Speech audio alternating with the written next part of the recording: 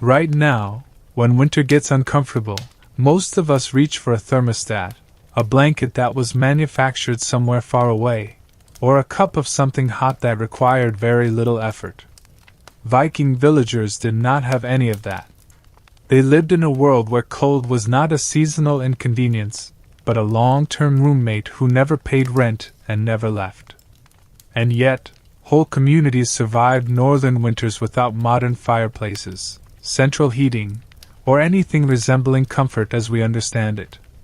They stayed warm through architecture that trapped heat like a patient animal, clothing that worked harder than fashion ever would, and daily routines designed entirely around not freezing slowly. Nothing about it was dramatic.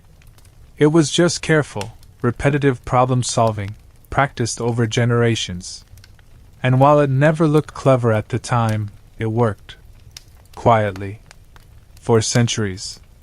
If you enjoy calm history like this, feel free to subscribe, and if you're listening right now, you can leave a comment with your city and the local time. It's always interesting to see where these stories drift off to. Chapter 1: Earth, Timber, and the Shape of Warmth. Before we get too far into Viking winters, this is the part where you get comfortable. Nothing complicated. Just settling in. Maybe the lights are lower than they were. Maybe there's a blanket that's been dragged into service. Viking villagers would approve. Comfort, when available, was always used immediately. Their homes were not built to impress anyone. They were built to endure. Viking longhouses were low, stretched-out structures that hugged the ground in a way that suggested they knew exactly what kind of weather was coming. Tall buildings lose heat. Wide, low ones keep it close. So the Vikings kept everything close. The walls were thick, sometimes unreasonably thick by modern standards, made from layers of timber, turf, stone, and packed earth. Not because it looked nice, but because earth is very good at refusing to let heat escape. Turf was especially important. Thick slabs of grass and soil were cut directly from the ground and stacked into walls like oversized bricks. Once packed together, they acted as insulation long before anyone used that word. In winter, the frozen ground outside pressed cold inward, slowly, patiently. Inside, the heat pressed back, equally slowly. Nothing happened quickly. That was the point.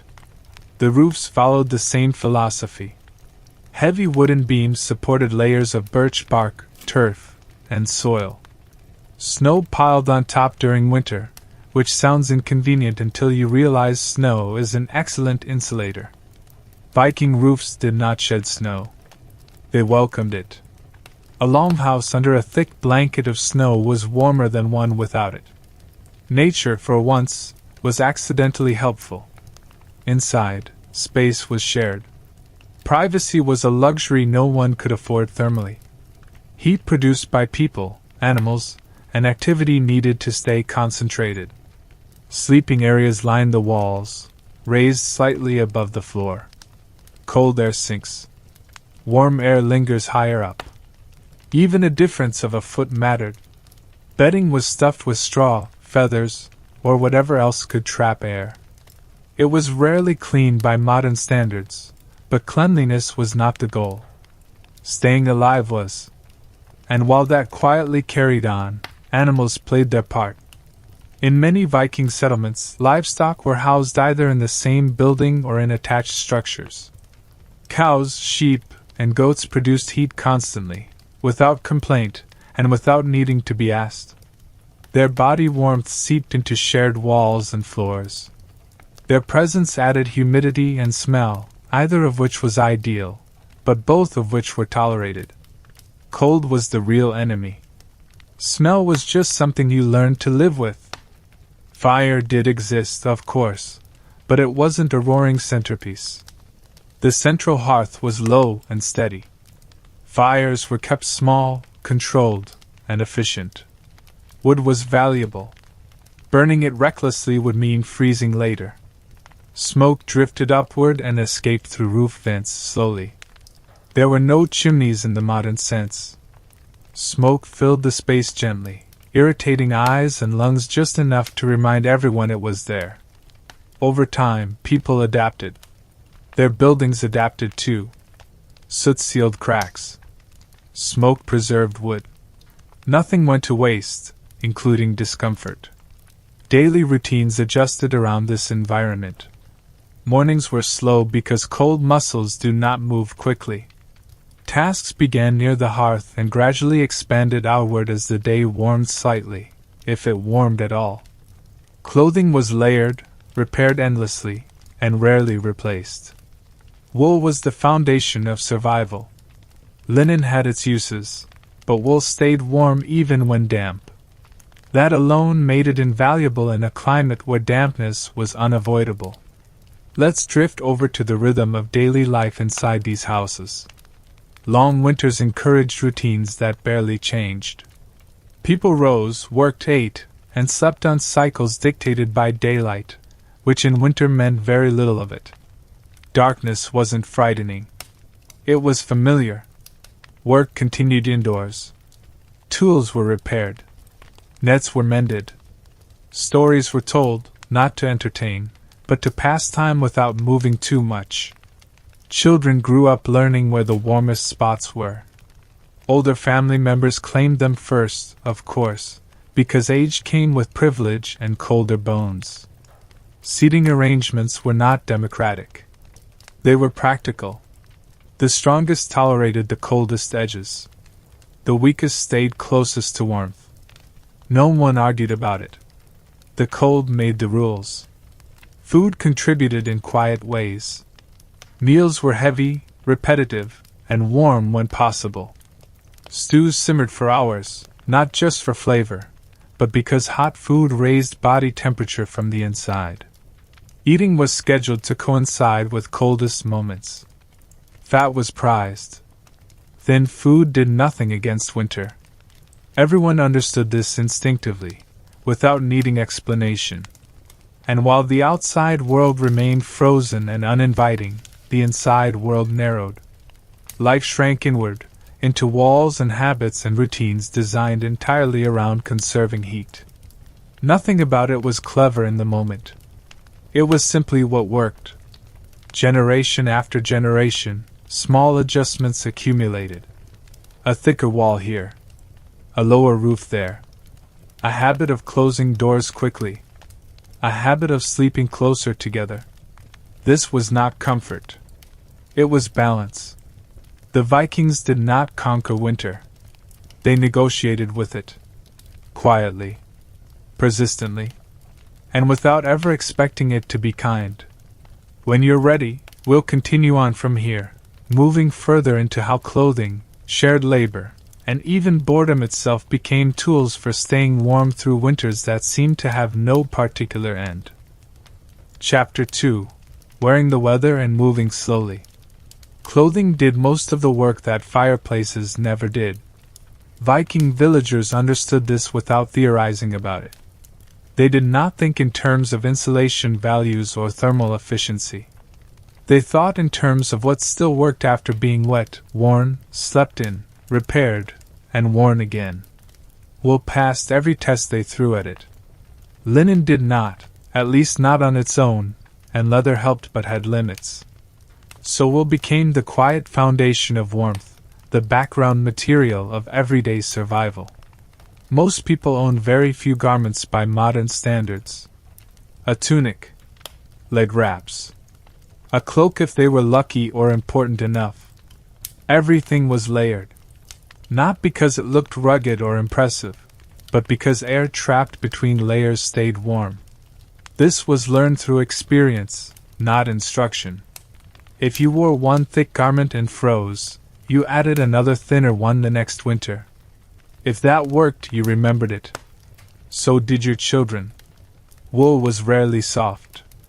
It scratched. It smelled faintly of sheep and smoke.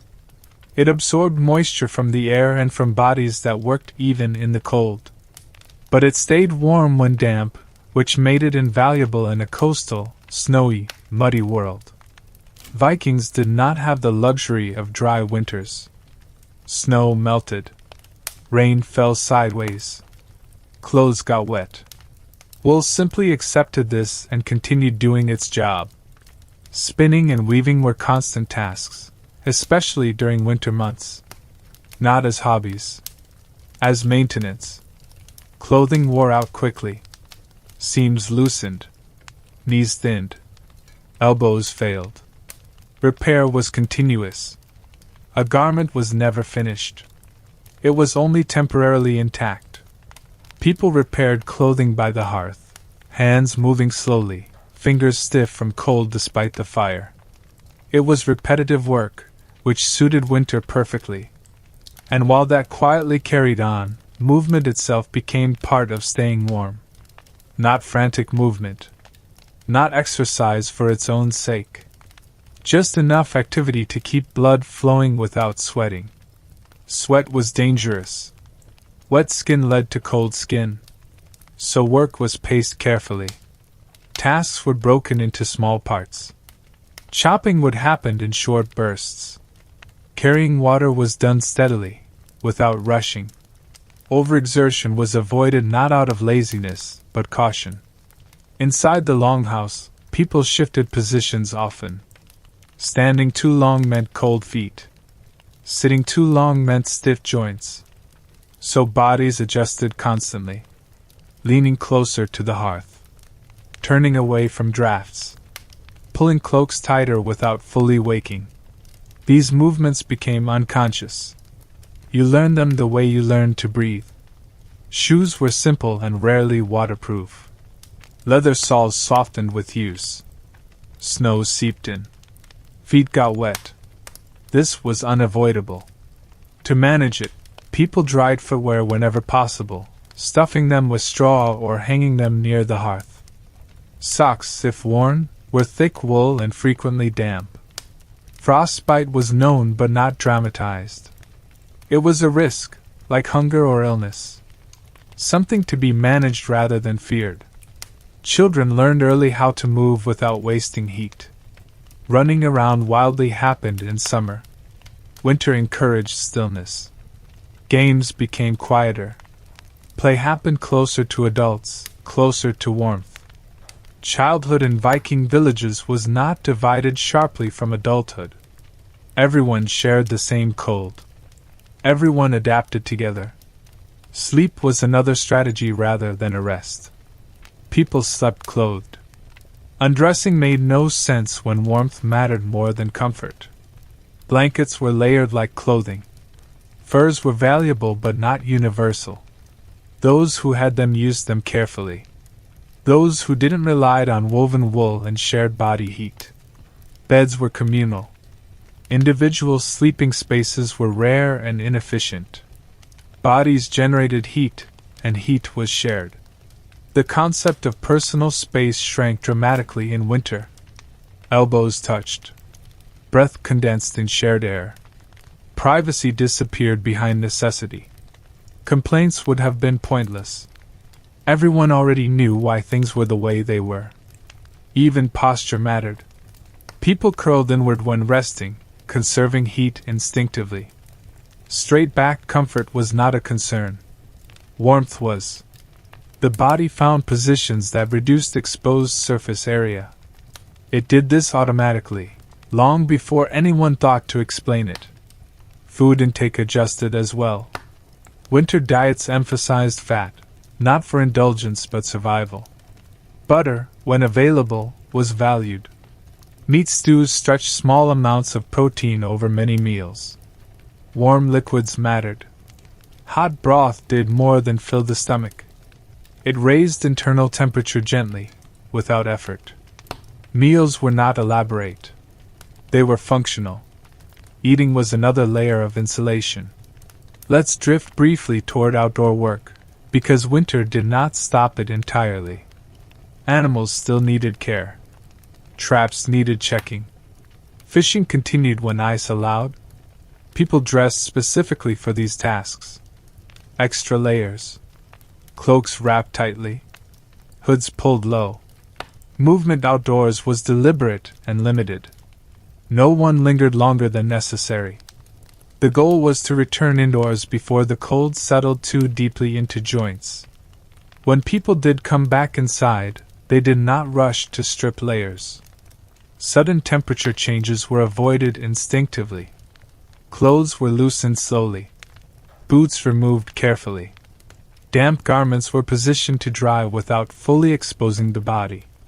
Transitions mattered. Over time, these habits formed a culture of slow efficiency. Nothing wasted energy. Nothing rushed. Winter life was not about productivity as much as preservation. Tasks were chosen based on necessity, not ambition. Projects that required long outdoor exposure waited until warmer months. Winter belonged to maintenance, repair, and endurance. The cold also shaped social interaction. Conversations happened quietly, close together. Loud voices carried breath away too quickly. Storytelling was subdued. Humor existed, but it was dry, observational, and low effort. Sarcasm fit the season perfectly. Complaining too much burned energy and accomplished nothing. And boredom became a tool. With fewer distractions, fewer choices, people settled into repetitive rhythms. Boredom reduced movement. Reduced movement conserved heat. It also conserved resources. Winter was not the time for novelty. It was the time for repetition. By spring, garments were patched beyond recognition. Cloaks showed layers of history in their seams. But they had done their job. They had kept bodies intact through months of cold that did not care whether anyone was prepared. Clothing was not an accessory to Viking survival. It was architecture you wore.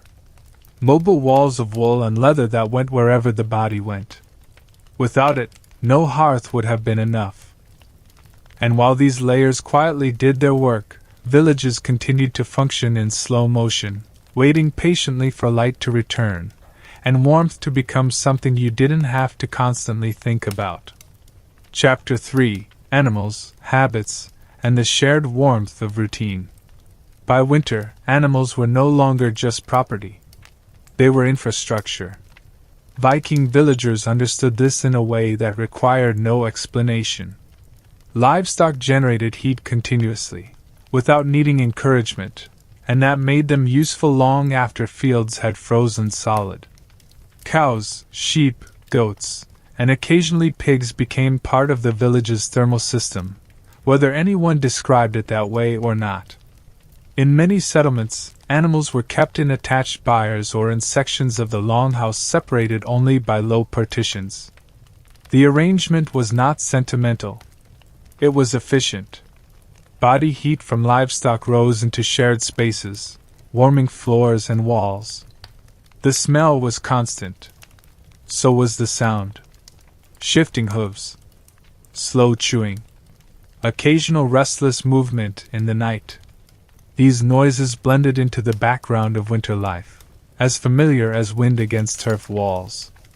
Caring for animals in winter followed a strict rhythm. Feeding happened at regular intervals. Water had to be hauled, sometimes broken free from ice first. Manure needed to be cleared, though less frequently than in warmer months, when smells traveled farther. Each task was done with minimal exposure to the cold. Doors were opened briefly and closed quickly. Movements were practiced and efficient. And while that quietly carried on, the animals themselves adapted. Their coats thickened. They moved less. Energy was conserved on both sides. Humans did not expect productivity from animals in winter beyond survival. Milk production dropped. Work animals rested. Winter was not a season for growth. It was a season for waiting. This attitude extended to human routines as well. Days were structured around daylight, which in northern winters meant very little. People rose late and settled early. Artificial light existed in the form of oil lamps and candles, but fuel was limited. Light was rationed. Darkness was accepted. Most indoor activity required little visual precision. Spinning, mending, sharpening tools by feel rather than sight.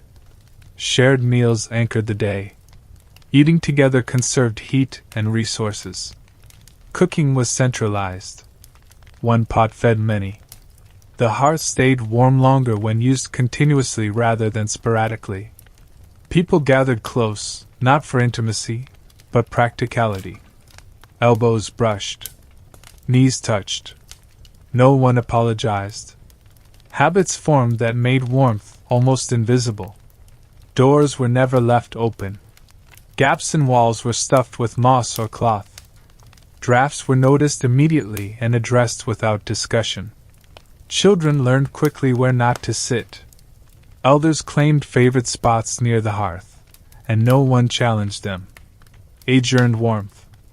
Let's drift for a moment into the quieter hours of the night. Sleep came in stages. People woke frequently, not because of anxiety, but cold. A blanket adjusted. A body shifted closer to another. Someone rose briefly to tend a fire, feeding it just enough to keep embers alive until morning. These interruptions were expected. Night was not a single uninterrupted rest. It was a series of pauses. Fire management was an art of restraint. A roaring fire wasted fuel and dried the air too quickly. Embers were preferred. Slow, steady heat that lingered. Ashes were carefully arranged to insulate coals overnight. Morning fire was coaxed back to life rather than rebuilt from scratch. Failure to do so meant unnecessary exposure to cold. Winter also altered social expectations. Visits between households decreased. Travel was limited. When people did move between villages, hospitality mattered deeply. A warm place to sit, food to eat, and a shared hearth were not luxuries. They were necessities. Turning someone away in winter carried serious consequences, both practical and social. Boredom deepened during these months, but it was not resented. It was understood. With fewer tasks demanding attention, minds wandered slowly. Stories repeated. Memories surfaced. Genealogies were recited. Oral history thrived not because it was exciting, but because it required nothing but time and breath. Children absorbed these rhythms without realizing it. Winter taught patience better than any instruction. There was nothing to rush toward. Spring would arrive when it arrived. Complaining did not hurry it along. And while the village settled into this predictable cycle, small adjustments continued to accumulate. Someone noticed that moving animals closer reduced drafts. Someone else layered turf more thickly on a wall. None of this was revolutionary. It was incremental. Survival through winter was not about innovation. It was about refinement. The village itself became quieter. Sounds softened by snow. Movements slowed by ice. Even speech adjusted. Words were chosen carefully, spoken close, not projected. Breathing fogged the air indoors, a reminder that warmth was being generated moment by moment. Let's drift briefly toward illness, because winter made it unavoidable. Colds lingered. Aches settled into joints. Treatments were limited. Warmth was the primary remedy. Sick individuals were placed near the hearth, wrapped in extra layers, fed hot liquids. There was no expectation of quick recovery. Healing followed the same slow pace as everything else. Despite this, winter was not experienced as a crisis. It was the default.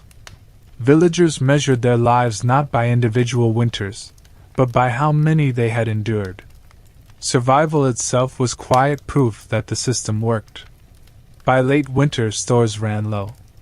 Meals thinned. Clothing was worn nearly transparent. Fatigue accumulated. But the routines held. Animals survived. Fires stayed lit. Walls held their heat. And when spring finally returned, it did not feel miraculous. It felt expected. The cold had been endured, not conquered. Warmth returned because it always did, eventually. Until then, Viking villages remained wrapped in earth, wool, habit, and patience. Not warm in the way we would recognize. Just warm enough. Chapter 4: Earth Underfoot and the Quiet Intelligence of Floors.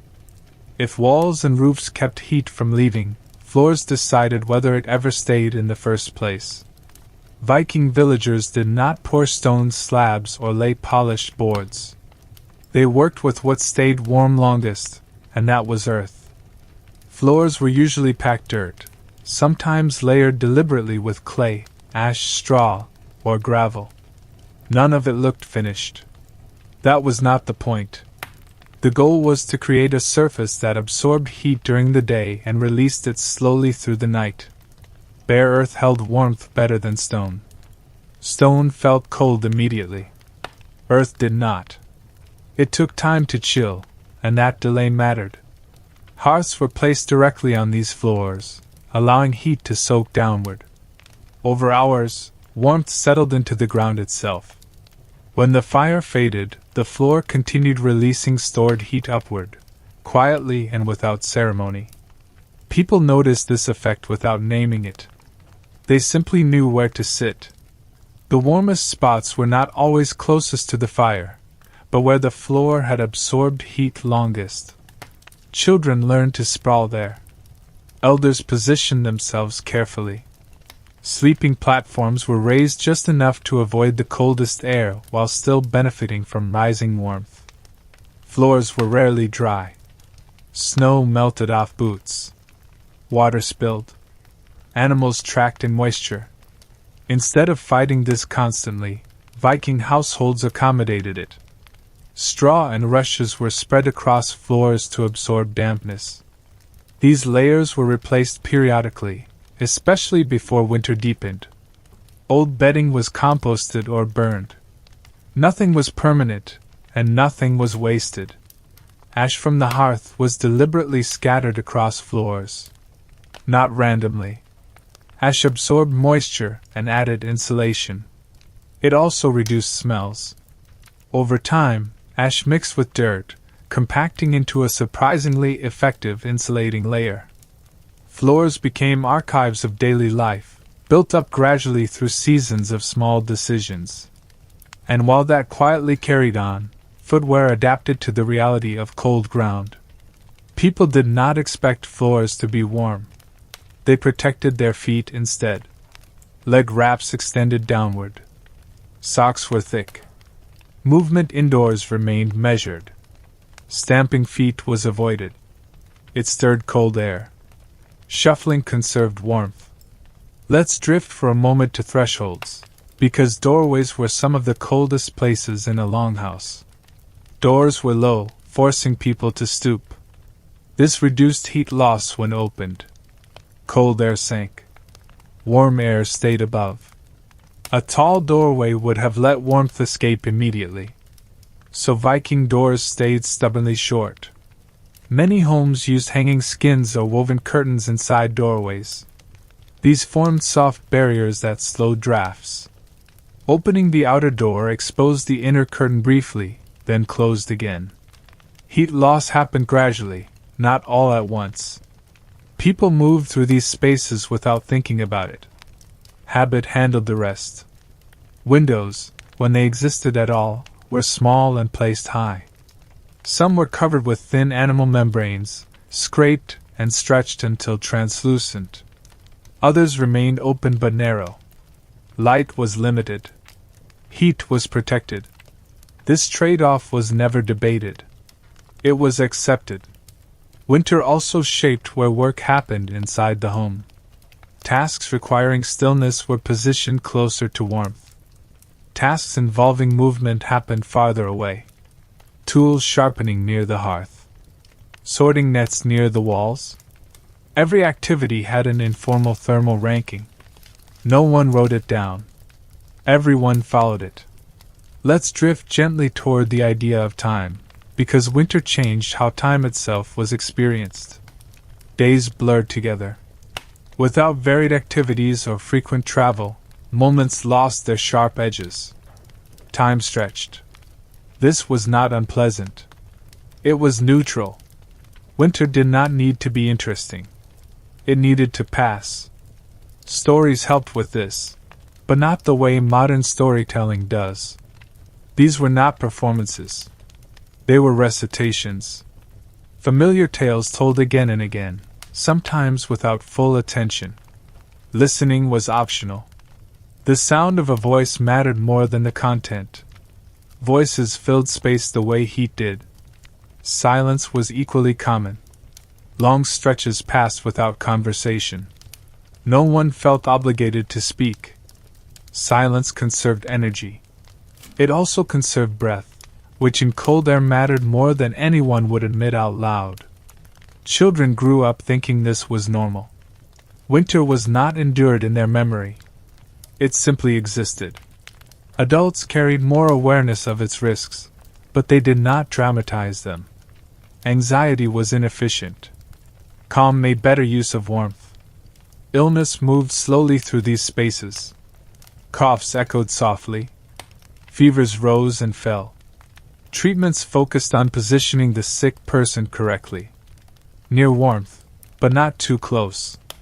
Wrapped, but not overheated. Balance mattered. Excess heat caused sweating. Sweat led to cold. Everything returned to moderation. Death did occur, of course. Winter was not forgiving. But it was not theatrical either. Loss was absorbed quietly into routine. Fires still needed tending. Animals still needed feeding. Floors still needed sweeping. Grief shared space with survival. And while all of this continued, small sensory details defined winter life. The smell of damp wool. The soft crunch of frost under boots at dawn. The steady crackle of embers settling. None of it stood out. Together, it formed the background of existence. Let's drift towards storage, because warmth was also preserved indirectly through preparation. Food was stored carefully in ways that reduced the need for exposure. Root cellars insulated by earth kept vegetables from freezing. Dried fish and meat required no cooking beyond reheating. Butter and cheese provided dense calories with minimal effort. Accessing these stores was done strategically. Trips outside were planned to accomplish multiple tasks at once. No one went out simply to fetch one thing. Movement into cold air was rationed. As winter deepened, the village contracted further inward. Unused spaces closed off. Extra rooms were abandoned until spring. Heat was concentrated where people actually lived. Empty space was inefficient. By the end of winter, floors were uneven from use. Straw layers compressed. Dirt packed tighter. But they had done their job. They had held warmth long enough, often just barely. The cleverness of Viking warmth was never about defeating cold outright. It was about slowing it down. Walls slowed it. Roofs slowed it. Floors slowed it. Habits slowed it. Together, they created enough resistance to make life possible. And while spring remained a distant idea, warmth lingered in the earth beneath their feet, released one quiet hour at a time, doing exactly what it was meant to do. Chapter 5: Food, Fat, and the Slow Economics of Staying Warm. By the time winter fully settled in, warmth was no longer something you added. It was something you rationed. Food played a central role in this, not because it tasted particularly good, but because it turned into heat slowly, from the inside out. Viking villagers understood this in the same way they understood walls and clothing. Not intellectually. Practically. Winter diets were repetitive to the point of dullness. This was intentional. Familiar food required less thought and less fuel. Meals were built around what stored well and required minimal preparation. Dried fish. Salted meat. Root vegetables pulled from earth that had insulated them all season. Grains ground earlier in the year and stretched carefully through dark months. Fat was the most valuable element on the table. Not sugar. Not spice. Fat lingered. It warmed the body longer. Butter, when available, was portioned carefully. Animal fat rendered and saved during slaughter season was added to stews sparingly but deliberately. Lean meals filled the stomach but did nothing for warmth. Everyone knew the difference. Cooking methods reflected this reality. Stews dominated winter kitchens. One pot kept warm for hours, feeding many. Ingredients were added gradually. Bones simmered until there was nothing left to give. The pot was never fully emptied. Leftovers blended into the next meal. The line between meals blurred. Food became continuous rather than discrete. And while that quietly carried on, the hearth stayed busy. Not roaring. Just active enough. Cooking fires doubled as heating fires. Lighting a separate fire for warmth would have been wasteful. Everything served multiple purposes. Cooking times were chosen to maximize residual heat. Evening meals were timed to leave embers glowing into the night. Let's drift briefly toward eating itself. Meals were not rushed. Not because people were savoring them, but because eating slowly conserved energy. Hot food cooled less quickly when eaten gradually. Conversation happened quietly. Chewing took precedence. No one gestured wildly. Hands stayed close to bowls for warmth. Children learned early not to waste food. Not through scolding, but example. Food waste was heat waste. Everyone understood the equation. Leftovers were expected.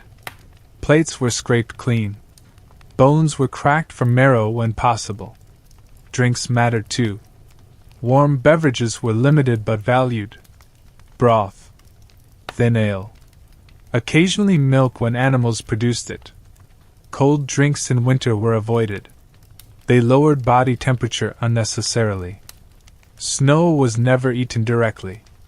It cooled from the inside and served no purpose. Food storage was an extension of insulation strategy. Root cellars buried deep in earth stayed just warm enough. Snow piled atop storage spaces provided additional protection from freezing. Barrels were sealed tightly.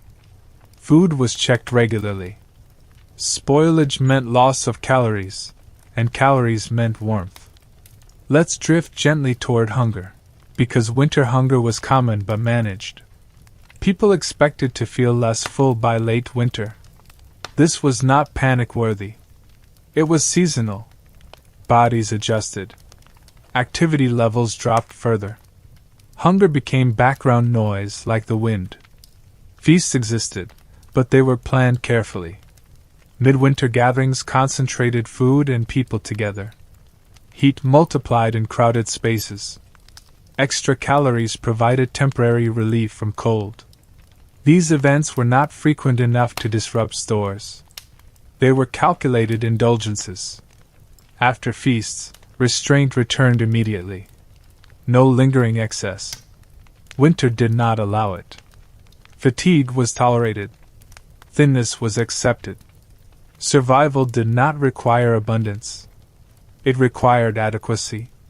Let's drift toward preparation, because warmth began long before winter.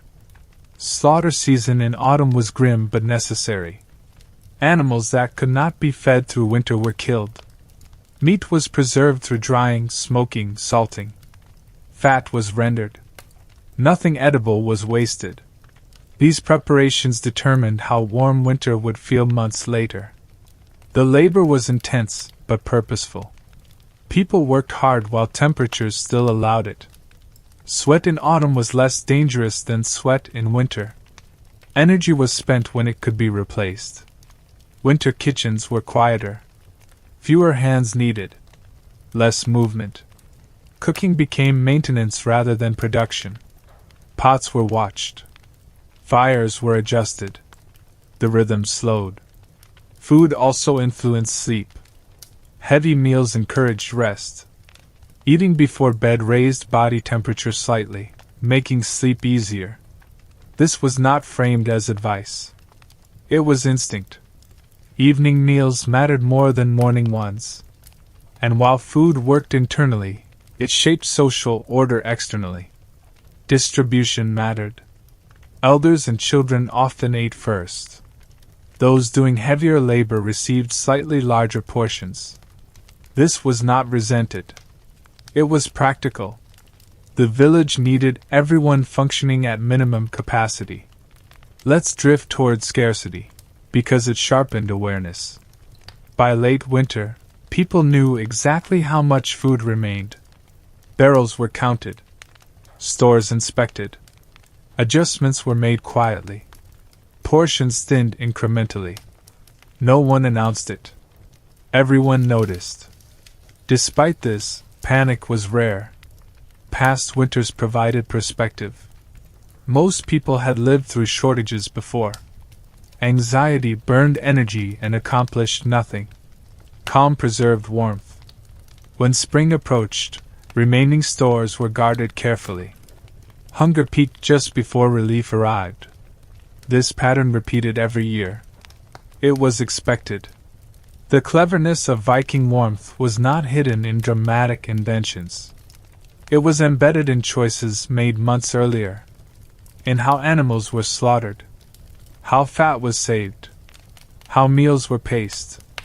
Food did not eliminate cold. It softened it. It made it tolerable. One bowl at a time. And as winter stretched on, warmth continued to come from quiet places. From earth. From wool. From habit. And from the steady, unremarkable work of eating just enough to stay alive until the world thawed again. Chapter 6. Time, Patience, and the Long Agreement with Winter. By the middle of winter, staying warm was no longer about technique. All the techniques were already in place. Walls held. Clothes layered. Fires burned low and steady. Food thin but remained. What mattered now was time. How it passed.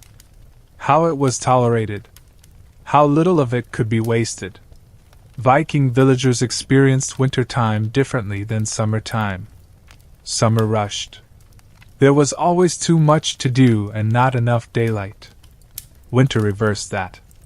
There was too much time and not enough light. This imbalance shaped behavior more than temperature ever could. Days were not measured precisely.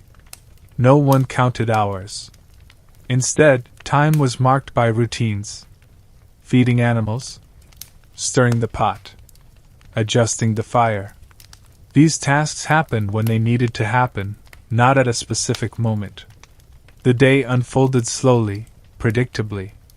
And while that quietly carried on, patience became a survival skill. Waiting burned less energy than striving. Anticipation of spring existed, but it was distant, abstract. Thinking too much about the future made the present colder. People learned to stay where they were. Let's drift gently toward boredom, because it deserves attention. Winter boredom was deep and sustained. It lacked novelty. The same tasks repeated. The same stories circulated. The same people shared the same space. This was not framed as a problem. It was framed as reality. Boredom reduced motion. Reduced motion conserved warmth. It also conserved food. People who were busy sought stimulation. People who were bored sat still. Winter rewarded stillness. Conversation reflected this. Topics were familiar. Stories were retold with little variation. Corrections were rare. Accuracy mattered less than comfort. A familiar story required less attention than a new one. Minds drifted. That was acceptable. Silence filled gaps between words. No one rushed to fill it. Silence did not demand heat. Speaking did. Let's drift toward craftsmanship, because winter was not entirely idle. Small, careful work happened indoors. Tool handles were smoothed. Blades were honed. Nets were repaired. These tasks required focus but minimal movement. They could be paused easily if fingers grew numb. Craftsmanship in winter was conservative. Nothing experimental. Nothing risky. Materials were valuable. Mistakes could not be easily corrected until spring. So people worked slowly, carefully. Patience again. Children learned endurance during these months. Not through instruction, but observation. They watched adults wait. They learned that discomfort did not require reaction. It could simply be endured. Elders often told stories about past winters, not to scare anyone, just to place the present in context. This winter was cold, yes. Others had been colder. This winter was long. Others had been longer. Comparison brought perspective. Perspective reduced anxiety. And while the village settled deeper into this rhythm, social conflicts softened. Winter discouraged confrontation. Arguments burned energy and created heat only temporarily. Reconciliation was faster. Practicality overrode pride. Let's drift briefly toward travel, because it nearly stopped. Paths disappeared under snow. Boats were pulled ashore. Trade paused. Villages became islands. News traveled slowly, if at all. This isolation was expected. Hospitality took on added weight. Travelers who did arrive were received carefully. Extra bodies meant extra heat, but also extra mouths. Decisions were made quietly. How long could someone stay? What could be spared? Hospitality was generosity measured against survival. Religion and belief provided structure during these months, but not excitement. Rituals marked time. Midwinter observances acknowledged darkness without dramatizing it. The sun's absence was noted. Its return was anticipated. Belief offered reassurance that winter had a place in the order of things. Sleep patterns shifted. People slept longer, not because they were lazy, but because sleep conserved energy. Darkness encouraged rest. Waking hours contracted. Dreams filled the extra space. No one analyzed them. They were just another product of long nights. Let's drift toward endurance, because that was the true skill being practiced. Endurance did not look impressive. It was quiet. It involved not reacting, not complaining, not expecting change. Winter taught restraint. In movement. In speech. In thought. Everything excessive was trimmed away. What remained was enough. As weeks passed, people noticed small signs. Days lengthened slightly. Light lingered. Snow softened. These changes were observed calmly. Celebration waited until it was certain. The cleverness of Viking warmth was not cleverness at all. It was acceptance paired with preparation.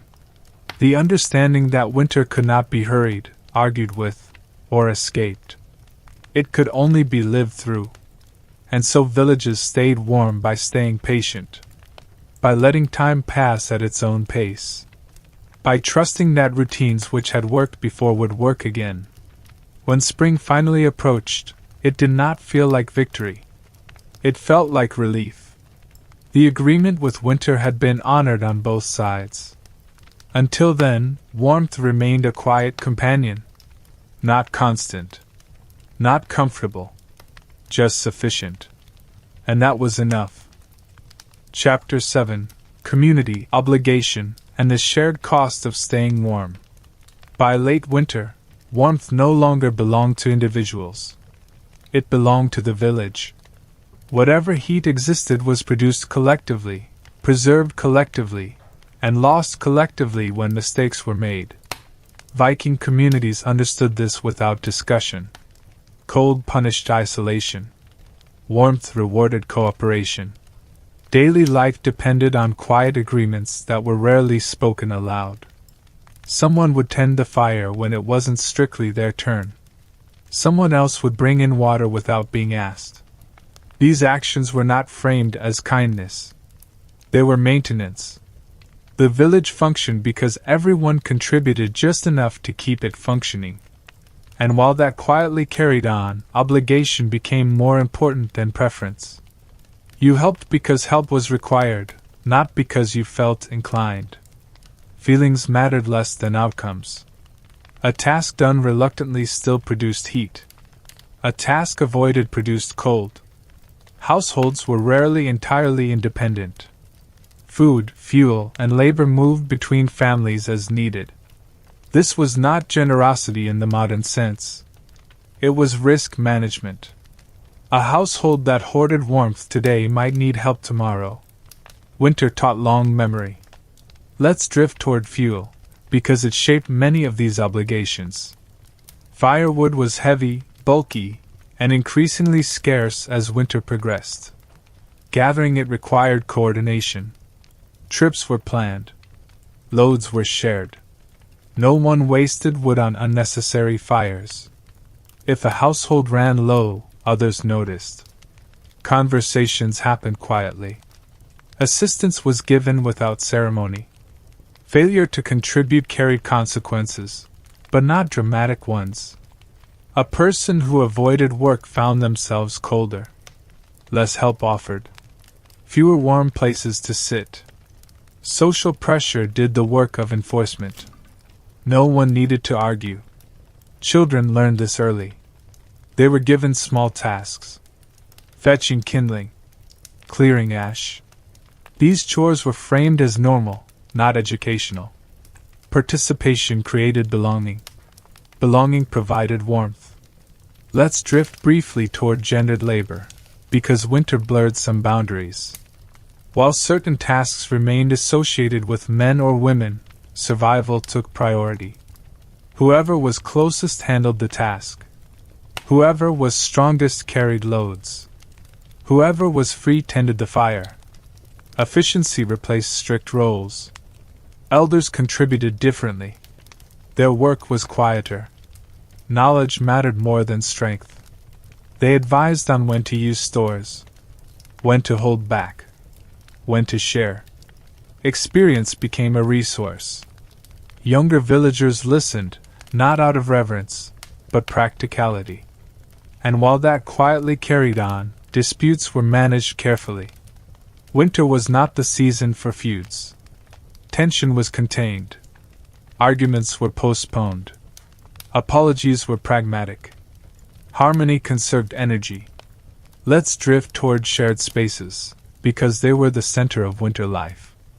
Longhouses functioned as more than shelter. They were social regulators. Everyone saw everyone else. Privacy was limited. This reduced extreme behavior. Excess was noticed immediately. Shared spaces also amplified warmth. More bodies meant more heat.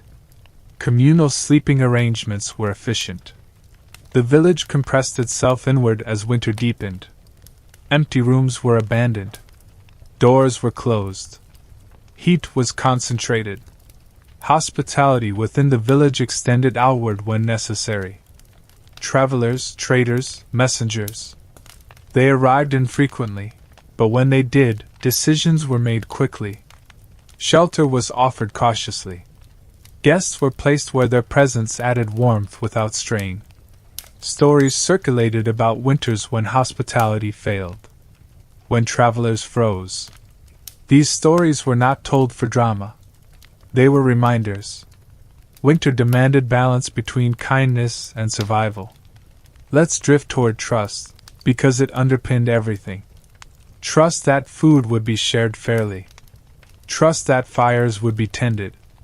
Trust that no one would sabotage the system. This trust was built slowly over many winters.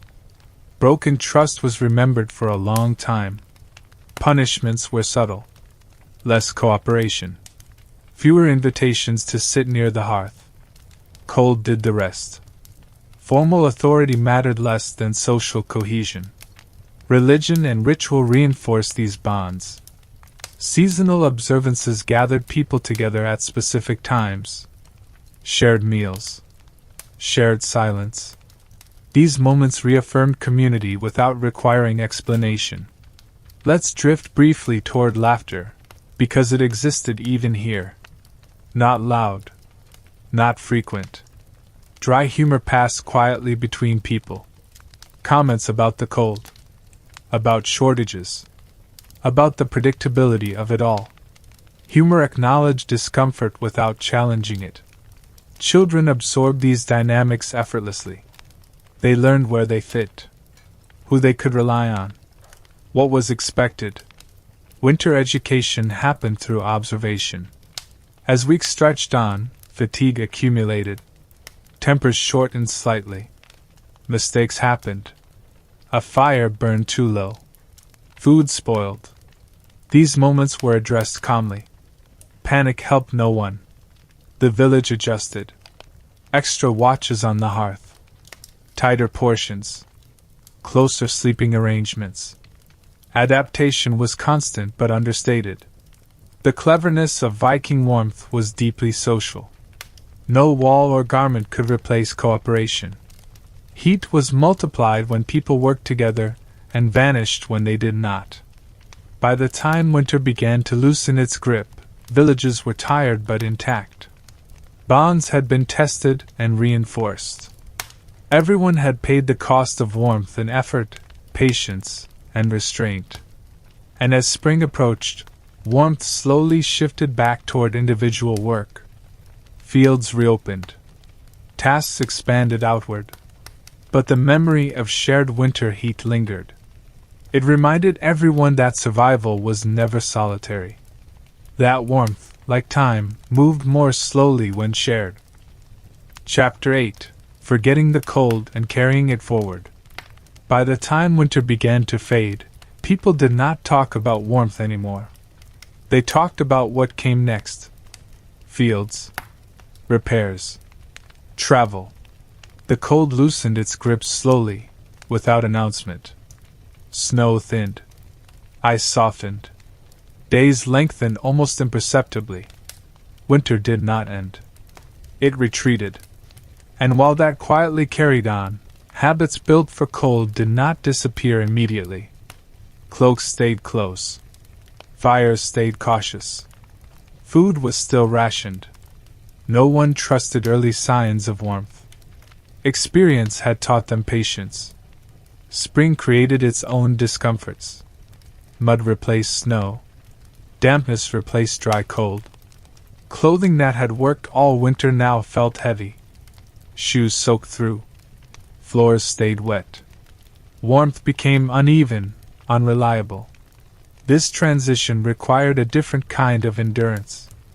Let's drift toward memory, because winter left marks even when it was gone. Bodies remembered where to sit. Hands reached instinctively for extra layers. Even in warmer days, people stayed close together indoors. Habit lingered longer than necessity. Villages slowly expanded outward again. Closed rooms reopened. Animals were moved back into separate spaces. Doors were left open longer. Light entered spaces that had been dim for months. None of this happened quickly. Change was incremental. Food stores were inspected with care. Remaining supplies were guarded until new ones were certain. Early spring hunger was sharper than winter hunger. The promise of food ahead did not fill the stomach now. People endured this quietly. They had done it before. Let's drift toward repair, because spring was the season of assessment. Clothing was examined. Tools were checked. Roofs were inspected for damage. Turf shifted. Walls settled. Floors eroded. Winter left evidence everywhere. Repairs prioritized function over appearance. A wall that leaned slightly but held heat was acceptable. A roof that let in light but not rain could wait. Decisions were made based on effort versus necessity. Children noticed the change in routines. They moved more. Played louder. Adults tolerated it. Movement was no longer dangerous. Energy could be spent freely again. Let's drift towards storytelling again, because winter stories changed with distance. What had felt long now felt survivable. Hardships softened in memory. People spoke of past winters as benchmarks. This one was harsh. That one was worse. Memory compressed discomfort. And while that quietly carried on, knowledge passed forward. Younger villagers absorbed lessons without formal instruction. They learned which walls worked best, which clothing lasted, which habits mattered most. Winter education continued even in spring. Trade resumed cautiously. Travel expanded. News arrived late. Villages compared experiences. Some winters were worse than others. This year had been tolerable. Another year might not be. Preparation began immediately. Let's drift toward legacy. Because Viking warmth was not an invention. It was an inheritance. Each generation received methods refined by the last. Small improvements were added. Nothing was discarded without reason. Roofs were adjusted slightly. Floor layers thickened. Clothing patterns evolved. These changes were subtle. Outsiders might not notice them, but they accumulated over centuries. The cleverness lay in restraint, in not chasing novelty, in trusting what had worked. Viking villages stayed warm by remembering more than they experimented. As years passed, these habits became identity. Cold was not feared. It was expected. Winter was not a test. It was a season with rules. And while time moved forward, these practices anchored communities. Even as trade expanded and influences arrived, core winter habits remained. Fire stayed modest. Houses stayed low. Clothing stayed layered. Let's drift toward the end of winter's lesson.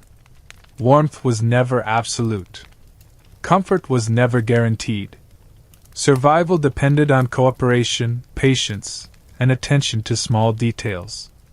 When modern observers look back, they often search for clever tricks, hidden technologies, secret methods. But there were none. Only accumulated wisdom and quiet discipline. The Vikings did not defeat winter. They lived alongside it. They shaped their lives to fit its demands rather than resisting them. And when warmth returned, it was appreciated without celebration. It was simply another condition, as temporary as the cold. The longhouses stood quietly through centuries of winters. Earth and timber holding heat.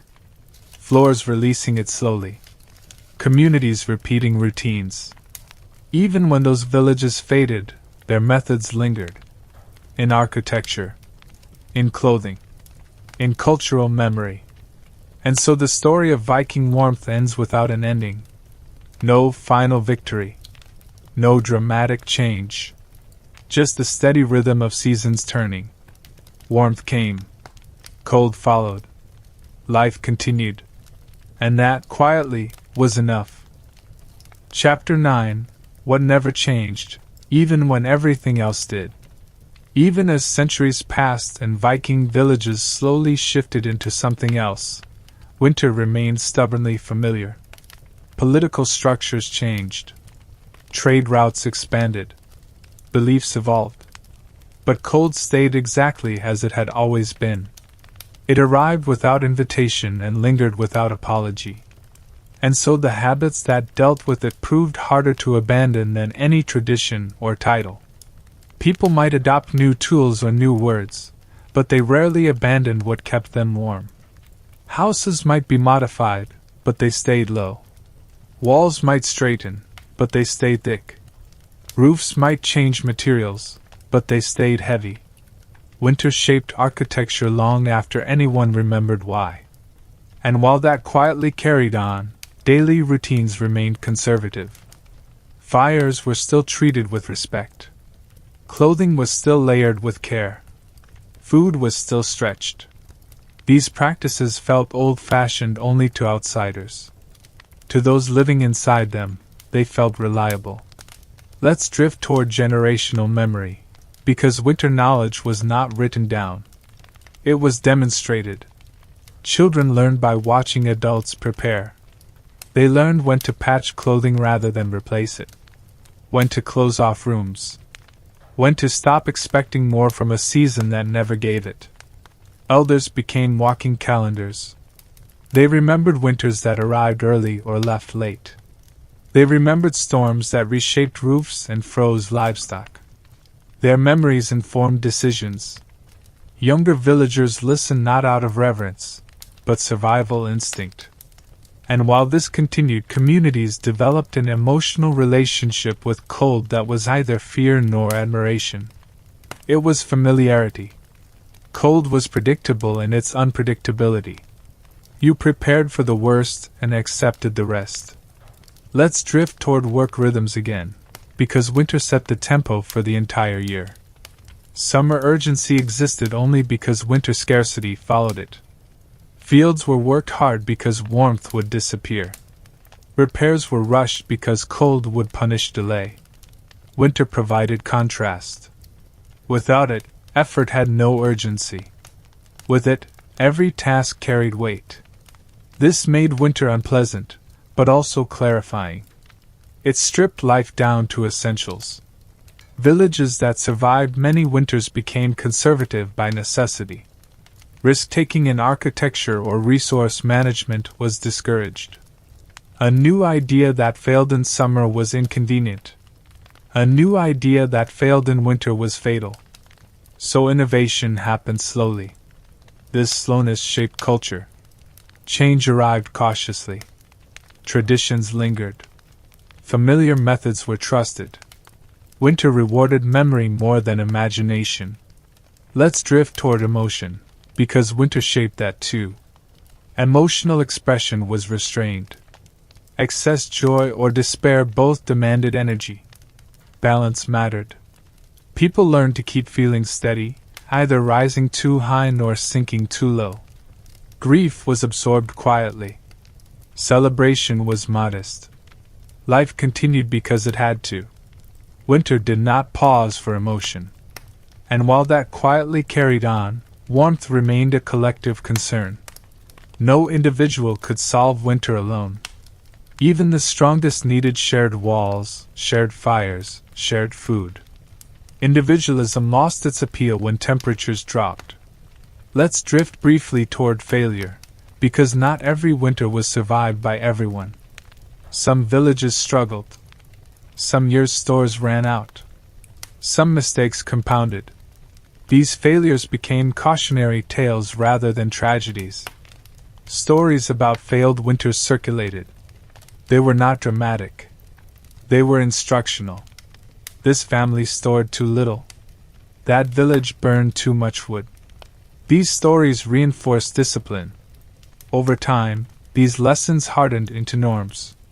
No one questioned why certain rules existed. They simply followed them. As centuries progressed, external influences arrived. New building methods, new materials, new social structures. But winter filtered them ruthlessly. Anything that did not conserve heat disappeared quickly. What survived winter survived everything else. Let's drift toward legacy again, because Viking warmth influenced later northern cultures deeply. Longhouses evolved into farmhouses. Turf walls persisted. Low ceilings remained common. Even when fireplaces improved, habits around them stayed restrained. Clothing traditions carried forward. Wool remained dominant. Layering persisted. Even when better tools existed, the logic stayed the same. Winter habits became cultural instincts. People closed doors quickly. They shared space. They distrusted excess. These instincts outlived the Viking Age itself. And while historians later labeled these practices as clever, those who lived them never did. Cleverness implied choice. For them, there was none. There was only what worked. Let's drift toward the quiet end of the story. Viking villages did not leave behind manuals on staying warm. They left behind ruins. Walls thick with earth. Floors layered with ash. Roof lines low against the sky. Archaeologists interpret these remains now, measuring insulation, airflow, thermal mass. They name principles. They explain mechanisms. All of it is accurate. None of it captures the lived experience. Because warmth, in these villages, was not a system. It was a way of life. It shaped how people moved, spoke, ate, rested, and waited. Winter passed. Spring returned. Generations turned over. Cold remained. And through it all, warmth was never dramatic. Never abundant. Never guaranteed. It was managed. Shared. Remembered. And that, quietly, was how Viking villages stayed warm long after fireplaces alone could have failed them. Chapter 10. The Ordinary Genius of Not Trying Too Hard. By the end of winter, nothing felt clever anymore.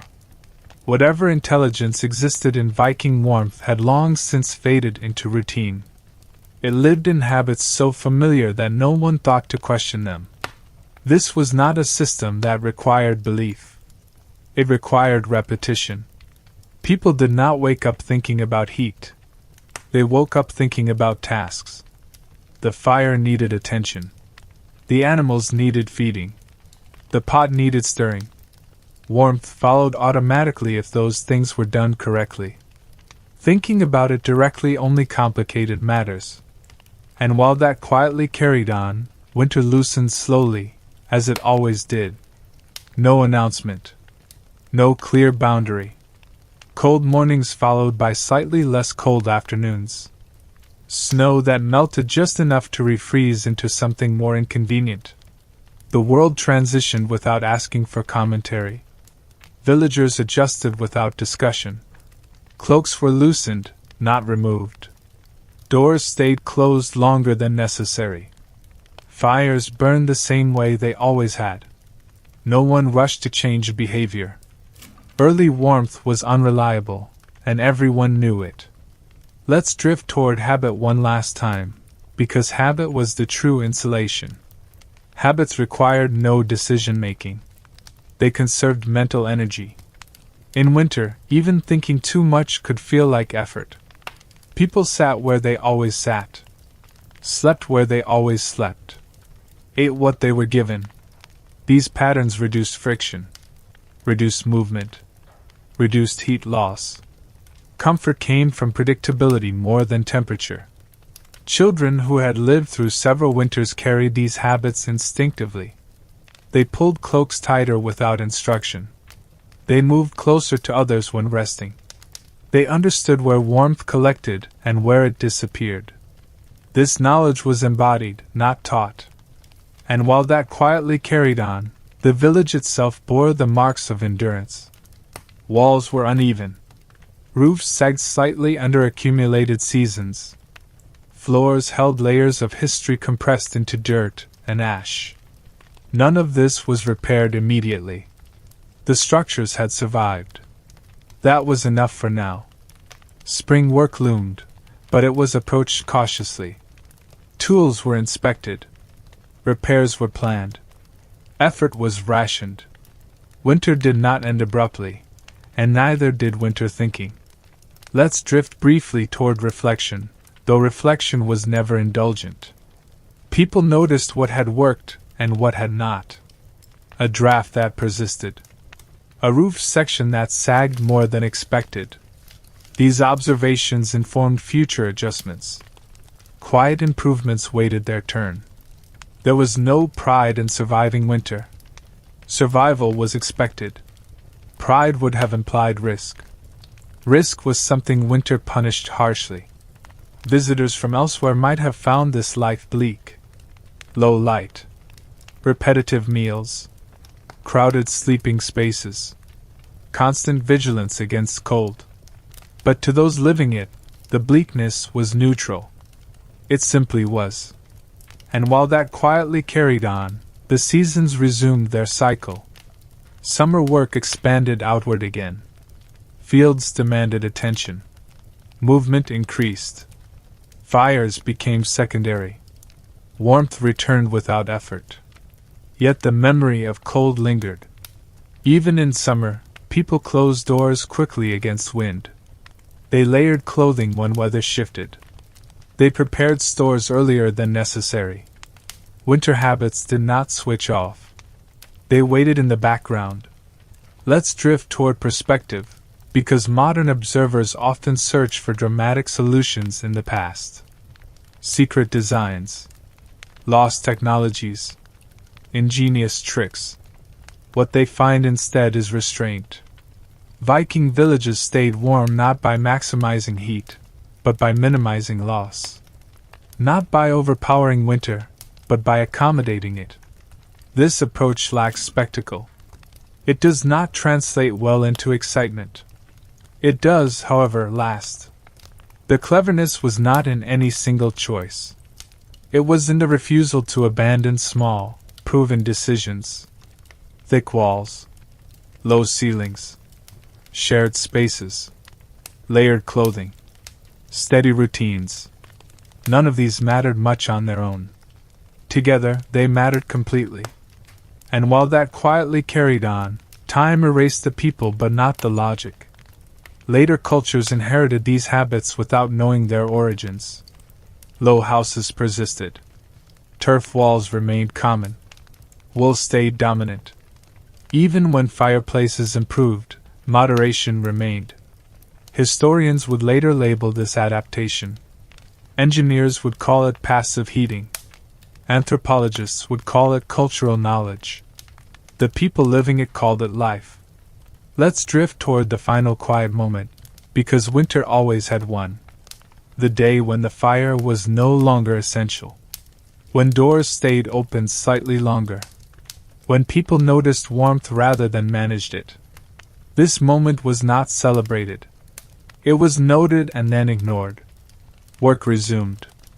Life expanded outward. The agreement with winter ended without ceremony. And yet winter would return. It always did. The villages knew this. Preparation never stopped entirely. Even in warmth, cold was remembered. That memory was the real insulation. It guided choices long after snow melted. It shaped architecture, behavior, and expectation. Viking villages stayed warm without modern fireplaces because they never expected fire to do all the work. They expected walls, clothes, food, habit, patience, and each other to share the burden. There was nothing heroic about it. Nothing dramatic. Just the steady refusal to waste warmth when it was so difficult to replace. And as the seasons continued their slow, indifferent cycle, that refusal proved enough. Quietly. Repeatedly. For a very long time. Chapter 11. When warmth became invisible. At some point, warmth stopped being something anyone noticed. This was not because it increased, but because everyone adjusted their expectations downward until the remaining warmth felt normal. Viking villagers did not seek comfort in the modern sense. They sought absence of danger. Once freezing was unlikely, the rest was acceptable.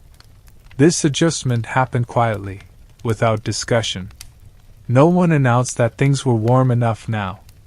People simply stopped reacting. Shivering faded into memory. Fingers stiffened less often. Sleep lasted a little longer between waking to tend the fire. These small changes went unremarked. And while that quietly carried on, attention shifted elsewhere. Tools needed more care as spring approached. Animals showed signs of movement. The outside world began to matter again. Warmth remained important, but it no longer required constant management. This shift was gradual. Winter did not release its grip cleanly. Cold lingered in corners. Frost returned unexpectedly. But villagers had learned not to overreact. Panic wasted energy. Calm allowed flexibility. Let's drift toward how people measured success, because it was not measured in comfort. A successful winter meant no disasters. No fires extinguished beyond recovery. No food stores completely exhausted.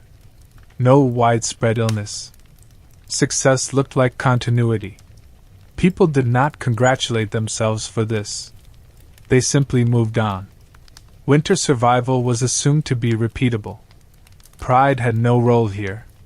Children noticed the change first. They wandered farther from the hearth, played closer to doorways, tested boundaries.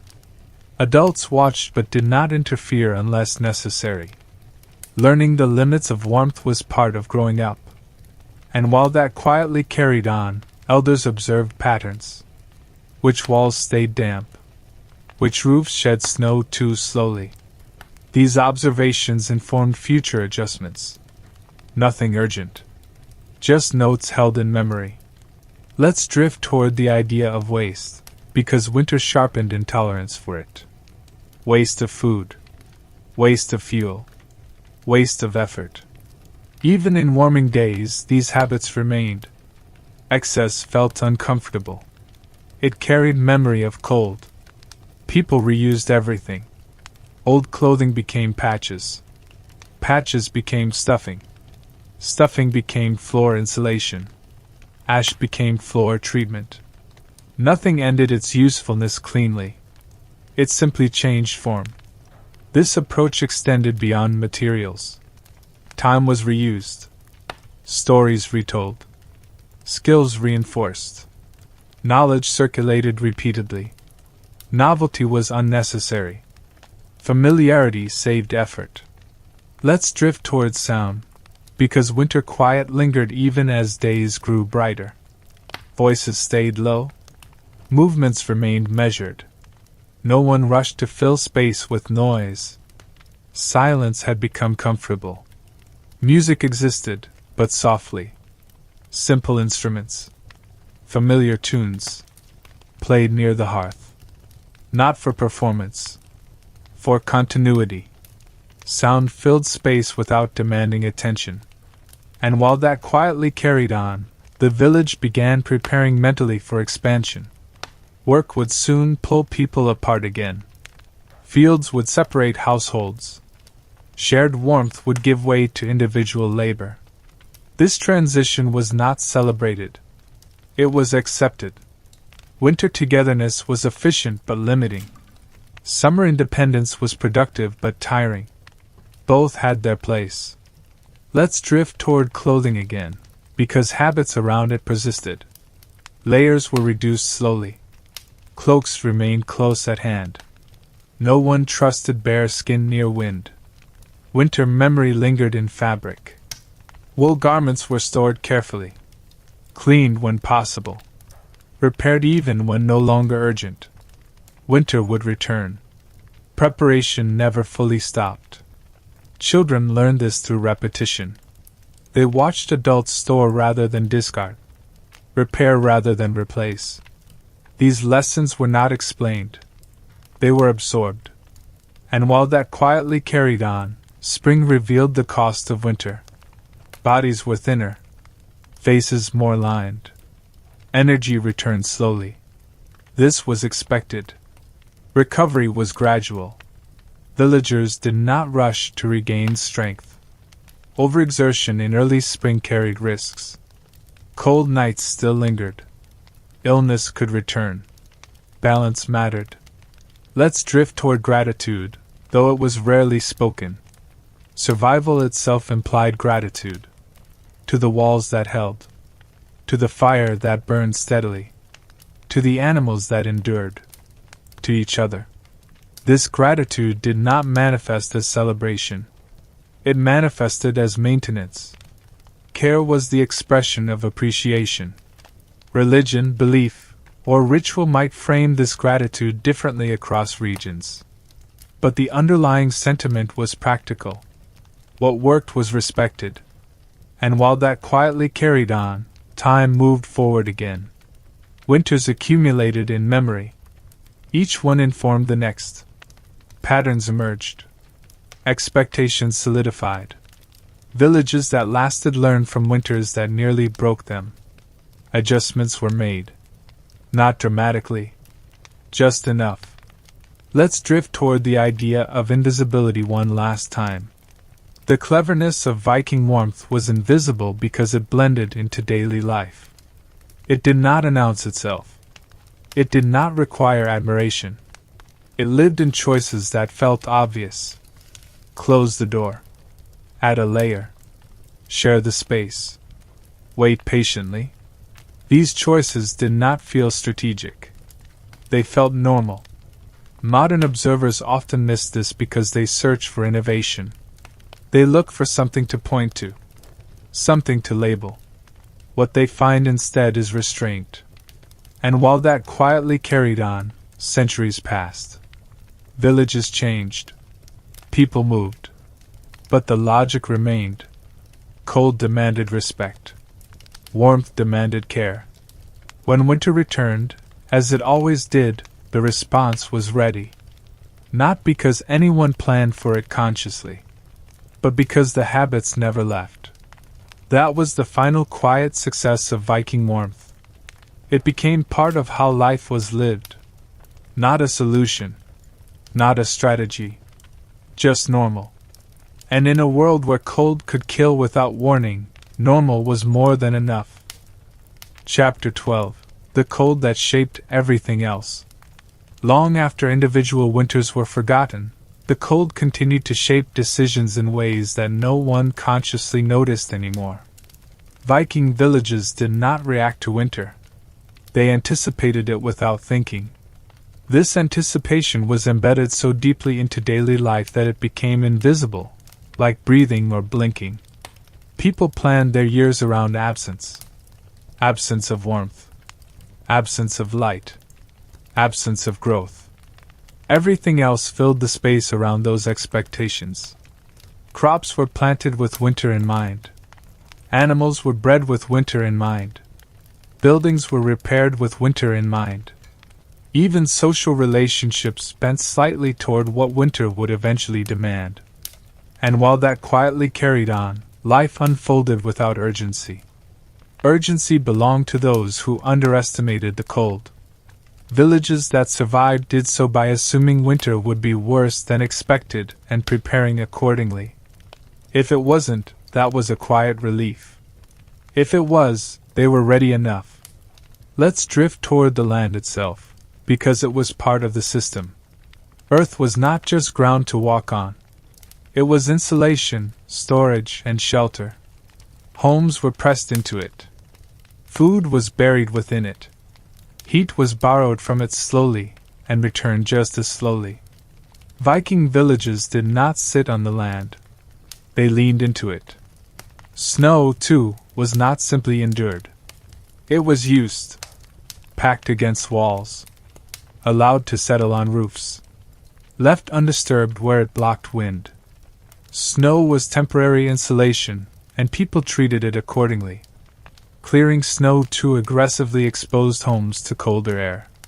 So it was managed, not eliminated. And while that quietly carried on, weather became less of an event and more of a condition. Storms arrived. Storms passed.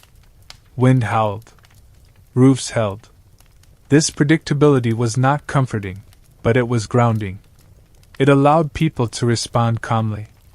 Let's drift toward the idea of effort, because Viking warmth was built on careful allocation of it. Effort was never spent all at once. It was spread thinly across days and weeks. Bursts of labor were followed by long periods of stillness. This rhythm conserved energy and reduced mistakes. Mistakes were costly in winter. A forgotten door. A neglected fire. A damaged wall left unrepaired. These errors did not announce themselves dramatically. They accumulated quietly until consequences arrived. That awareness shaped behavior more effectively than fear ever could. Children absorbed this awareness through repetition. They learned that small actions mattered. That consistency mattered. That showing up every day, even when nothing seemed to change, was part of survival. And while that quietly carried on, winter shaped personalities. Patience was rewarded. Impulsiveness was discouraged. Loudness faded. Listening became more valuable than speaking. These traits were not moralized. They were practical. Let's drift toward migration, because not all villages endured forever. Some were abandoned. Some moved. Cold exposed weaknesses in location. A valley too exposed to wind. A shoreline too prone to ice. When villages failed, survivors remembered why. These memories influenced future settlement choices. Sheltered locations were preferred. Access to fuel mattered. Proximity to grazing land that could sustain animals through winter mattered. Geography became part of warmth strategy. And while that quietly carried on, the Viking Age itself passed into something else. Political identities shifted. Trade expanded. New influences arrived. But winter did not negotiate. It filtered everything through the same demands it always had. New building styles that failed to retain heat disappeared quickly. New clothing materials that performed poorly were abandoned. Winter acted as a long-term editor, removing what did not work. Let's drift toward the concept of legacy one final time. Viking warmth was never written down as a doctrine. It survived because it was effective. It passed from hand to hand, season to season, without needing explanation. When later generations inherited these habits, they may not have known why they existed. They simply knew they did not change them lightly. Traditions became safeguards. Modern observers sometimes imagine Viking life as harsh, heroic, or dramatic. The reality was quieter. Most days were repetitive. Most winters were endured rather than conquered. Most people lived and died without incident. That ordinariness was the achievement. And while that quietly carried on, warmth remained modest. No room was ever truly warm by modern standards. Comfort was partial and temporary. But survival did not require more than that.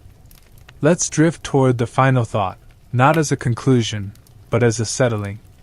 Viking villages stayed warm not through brilliance, but through humility. They accepted limits. They worked within them. They respected cold rather than challenging it. Fire was helpful, but not dominant. Walls mattered more. Clothing mattered more. Habits mattered most of all. Warmth was distributed across many small decisions rather than concentrated in one solution. When one element failed, others compensated. When fire burned low, clothing helped. When food thinned, stillness helped. When space grew cold, people gathered closer. The system flexed without collapsing. And so, winter passed. Again and again. Not dramatically. Not heroically. Just steadily. Villages changed. Names were forgotten. But the logic of warmth endured, embedded in architecture, behavior, and expectation. In the end, the clever way Viking villages stayed warm was not clever at all. It was patient. It was communal. It was restrained. It was the quiet understanding that surviving winter did not require winning against it, only living alongside it. Slowly, carefully, and together. Chapter 13. The comfort of knowing what will happen. One of the quiet advantages Viking villages had over winter was certainty. Not certainty of comfort, or ease, or even success every year, but certainty of pattern. Winter would arrive. It would stay. It would demand the same things it always demanded. This knowledge removed surprise from the equation, and surprise was often the most dangerous element of cold. People did not ask whether winter would be harsh. They assumed it would be. Planning for anything less felt irresponsible. When a winter turned out to be mild, no one congratulated themselves. They simply noticed that things were slightly easier than expected and carried on. And while that quietly carried on, expectation shaped behavior more strongly than fear ever could. Fear encouraged panic. Expectation encouraged preparation. Villages that expected winter to be difficult behaved differently than those who hoped it might not be. Let's drift toward anticipation, because it filled much of the year. Even during summer, winter was present in thought. Firewood was cut with winter in mind. Clothing was repaired with winter in mind. Roofs were reinforced with winter in mind. These actions were not dramatic. They were routine. Summer abundance was never trusted. Full stores were reassuring, but not relaxing. Plenty only mattered if it lasted. People learned not to feel wealthy in warm months. Wealth was measured in how little you worried when snow returned. Children grew up absorbing this outlook. They learned that good weather was an opportunity, not a guarantee. Play happened, but work happened alongside it. The balance felt normal. And while that quietly carried on, impatience faded as a cultural trait. Waiting was unavoidable. Waiting for weather. Waiting for light. Waiting for thaw. People became skilled at waiting without frustration. This skill had uses beyond winter. Let's drift toward decision-making, because winter simplified it. Many choices disappeared. Travel was limited. Options narrowed. This reduction made life quieter. Fewer decisions meant less mental effort. The season itself decided what was possible. In modern life, choice often creates stress. In Viking winter life, limitation created calm. You did what could be done. The rest waited. There was relief in that. Conversations reflected this mindset. Plans were vague. After winter, when the ice breaks, specific dates were unnecessary. Everyone understood the reference points. And while that quietly carried on, routines grew stronger. Morning tasks repeated. Evening tasks repeated. The fire was checked the same way every time. Animals were fed in the same order. Repetition reduced mistakes. Mistakes in winter were rarely sudden. They were usually small lapses repeated too often. A door left open too long. A fire neglected too briefly. A roof patch delayed too long. Consistency prevented these. Let's drift toward trust again, but in a different sense. Trust in the system itself. Villages trusted that if they did what they had always done, things would likely be okay. This trust was not blind. It was earned through survival. When something failed, it was treated as a lesson, not a condemnation. Adjustments were made quietly. No one pretended to be immune to error. Winter reminded everyone that perfection was unrealistic. And while that quietly carried on, storytelling reinforced expectation. Stories did not focus on unlikely victories. They focused on endurance. On winters that tested limits and passed anyway. These stories did not inspire action. They encouraged patience. Let's drift toward emotional steadiness, because winter rewarded it. Extreme emotion disrupted routine. Routine preserved warmth. People learned to flatten emotional responses, not because feelings were unwelcome, but because they were inefficient. This did not mean people felt nothing. It meant feelings were carried quietly. Shared when necessary. Contained when not. Grief existed. Anxiety existed. Hope existed. They simply did not dominate daily behavior. The season did not allow it. And while that quietly carried on, the environment reinforced these traits. Short days discouraged excess activity. Cold air discouraged wandering. Darkness encouraged rest. Nature aligned with restraint. Let's drift toward the idea of certainty again, because it extended beyond winter. Knowing that winter would return gave structure to the entire year. Time felt circular rather than linear. Each season prepared for the next. This perspective reduced urgency. There was always another chance next year. Another winter to survive. Another summer to prepare. Life unfolded in loops rather than races. Villages that embraced this rhythm felt stable, even when conditions were harsh. Stability did not mean comfort. It meant predictability. And while that quietly carried on, warmth became something you assumed responsibility for, rather than expected to receive. No one waited for warmth to arrive. They built it slowly, from many small actions. Fire alone could fail. Clothing alone could fail. Food alone could fail. But together, supported by habit and expectation, they rarely did. Let's drift toward the end of another winter, because it always arrived eventually. The signs were subtle. Longer light. Softer snow. Increased animal movement. People noticed without reacting strongly. There was no rush to declare winter over. Premature optimism carried risk. People waited for confirmation. Several warm days meant nothing. Several weeks meant more.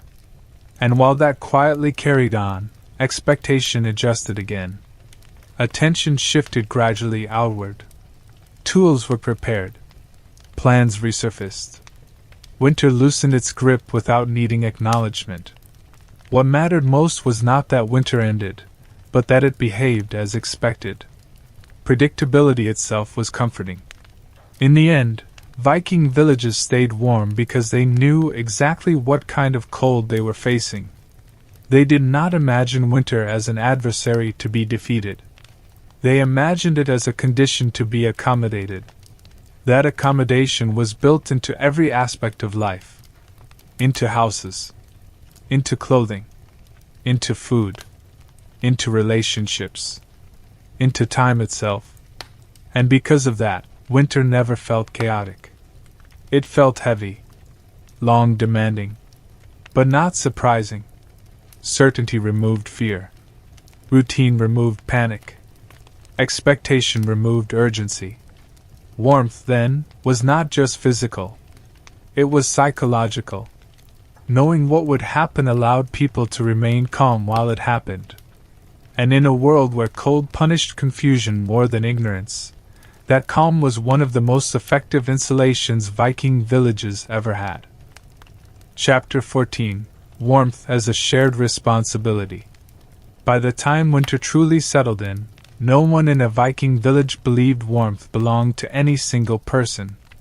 It was not owned. It was maintained.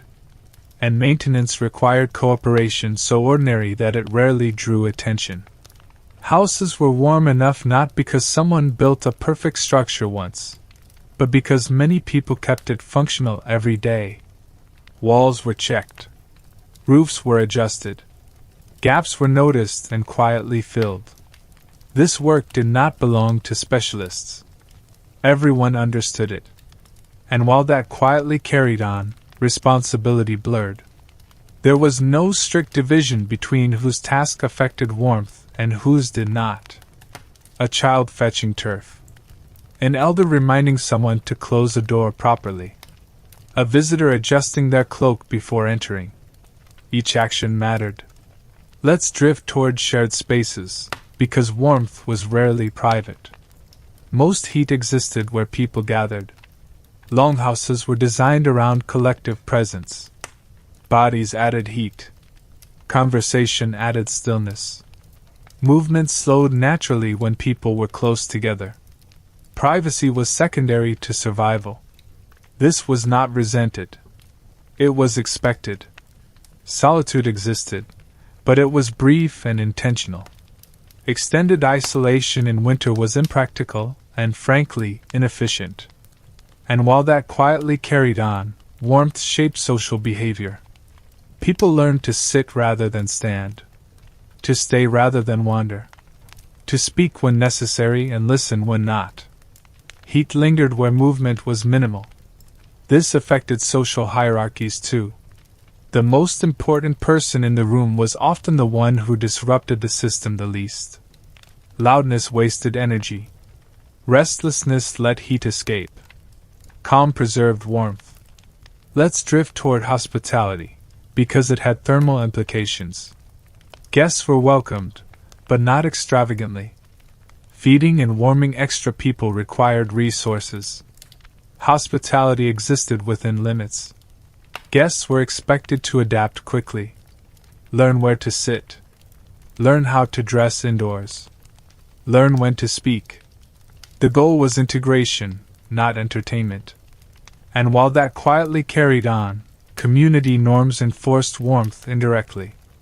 No one needed to lecture others about conserving heat. The discomfort of disrupting it was enough. Social feedback was subtle but effective. If someone left doors open unnecessarily, they were noticed. If someone failed to maintain their clothing, it became a problem for everyone. These issues were addressed quietly, often through demonstration rather than words. Let's drift toward animals, because they were part of this shared system. Livestock provided warmth simply by existing. Their bodies added heat. Their presence stabilized temperatures. Their care was collective. Feeding animals was not just about keeping them alive. It was about preserving warmth within shared structures. A poorly fed animal produced less heat. A sick animal disrupted routine. Care was preventative. And while that quietly carried on, waste was repurposed efficiently. Manure provided insulation. Bedding materials retained heat. Nothing warm was discarded thoughtlessly.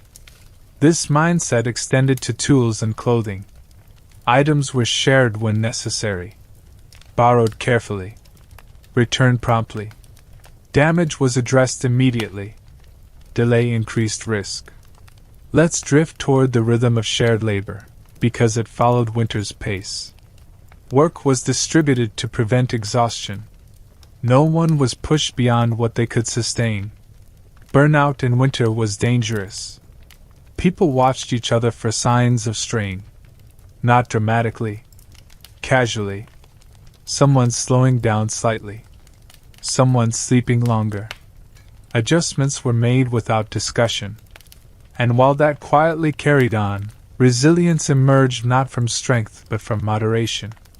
Villages survived not because individuals were heroic, but because they avoided collapse. Let's drift toward conflict, or rather, the lack of it. Winter discouraged arguments. Disputes consumed energy and attention. They created movement and noise. They disrupted routine. This did not mean disagreements disappeared. They were postponed. Deferred. Tablet for warmer months. Winter demanded cooperation first. Silence became a conflict resolution strategy. Letting something rest until spring often resolved it on its own. If it didn't, there was time later. And while that quietly carried on, emotional restraint became a social expectation. Outbursts were tolerated only briefly. The cold did not allow extended drama. Let's drift toward trust again, but now between people. Warmth depended on everyone doing their part. Trust was practical. You trusted someone to close the door properly, to tend the fire when it was their turn, to feed animals correctly. This trust was built through observation rather than promises. Reliability mattered more than intention. Winter rewarded those who were consistent. And while that quietly carried on, social bonds strengthened quietly. Not through celebration, but through shared endurance. Sitting together through long evenings created familiarity. Familiarity created trust. Let's drift toward the idea of fairness, because warmth demanded it. Hoarding resources endangered others. Excess consumption was noticed. Balance was enforced socially. This did not mean strict equality. Roles differed. Access differed. But extremes were discouraged. The village could tolerate hierarchy. It could not tolerate imbalance. And while that quietly carried on, warmth became a collective metric. If the group was warm enough, the system worked. If not, adjustments were made. No one expected perfection. Cold seeped in. Fires dimmed. Clothing wore thin. These were accepted realities. What mattered was response. Let's drift toward evenings, because they revealed shared warmth most clearly. After work slowed, people gathered naturally. Not for entertainment, but for efficiency. Stories were told softly. Tools were repaired. Clothing was mended. Hands stayed busy. Stillness kept heat close. Children listened more than they spoke. Elders spoke more than they moved. Each person occupied a role that conserved energy. And while that quietly carried on, night arrived without ceremony. Lights dimmed. Bodies settled. Sleep came early and often. Let's drift toward the idea of responsibility one final time. Warmth was not provided by leaders or builders alone. It was maintained by everyone, constantly. This responsibility was never framed as a burden. It was simply how things were done. No one thanked anyone for closing a door properly. No one praised someone for wearing enough layers. These actions were assumed. And because they were assumed, they happened reliably. In the end, Viking villages stayed warm because warmth was not treated as a personal achievement. It was treated as a shared condition. Everyone contributed. Everyone benefited. Everyone adjusted. The system worked not because it was generous, but because it was mutual. And in a season where isolation could kill slowly and quietly, mutual responsibility was one of the warmest structures Viking villages ever built. Chapter 15. The Long View of a Short Day. Winter days in Viking villages were brief, and everyone knew exactly how brief they would be. The sun rose late. It moved low. It disappeared early. No one complained about this. Complaining would not make the light last longer. Instead, people adapted to the shape of the day until it felt normal. Morning did not begin with enthusiasm. It began with acceptance. People woke when there was enough light to justify movement, not before. Waking too early wasted energy and warmth. There was no prize for being awake in the dark. And while that quietly carried on, daylight became a resource like any other. It was used deliberately. Tasks requiring precision were saved for brighter hours. Rougher work waited for dimmer times. Planning adjusted itself naturally. Let's drift toward the interior of the house during these short days, because that is where most life occurred. Windows were small. Light was limited. Shadows filled the corners. This did not feel oppressive. It felt contained. Eyes adjusted. People learned to see well enough in low light. Fine detail was less important than familiarity. Tools were recognized by shape and weight rather than appearance. Movement slowed slightly, which reduced mistakes. And while that quietly carried on, time felt thicker. Hours passed without markers. There were no clocks. Light itself indicated progress. When it faded, tasks ended. When it returned, tasks resumed. This created a gentler relationship with time. There was no sense of falling behind, only of doing what fit into the available light. The day defined effort, not the other way around. Let's drift toward indoor warmth again, because short days concentrated activity. People stayed closer together for longer stretches. This increased shared heat and reduced exposure. Long conversations were rare. Short exchanges were more common. Silence filled the gaps comfortably. No one felt pressured to fill it. Silence conserved energy. And while that quietly carried on, winter reshaped productivity. Fewer tasks were completed, but those tasks were maintained carefully. Maintenance replaced expansion. Preservation replaced growth. This shift reduced stress. There was nothing to chase. No deadlines beyond sunset. The rhythm was imposed externally, which removed internal pressure. Let's drift toward children during these short days. They learned quickly that light mattered. Play adjusted accordingly. Indoor games replaced outdoor ones.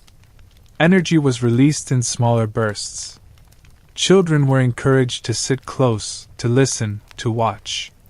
These behaviors were practical. Restless movement disrupted warmth. Calmness was rewarded with comfort.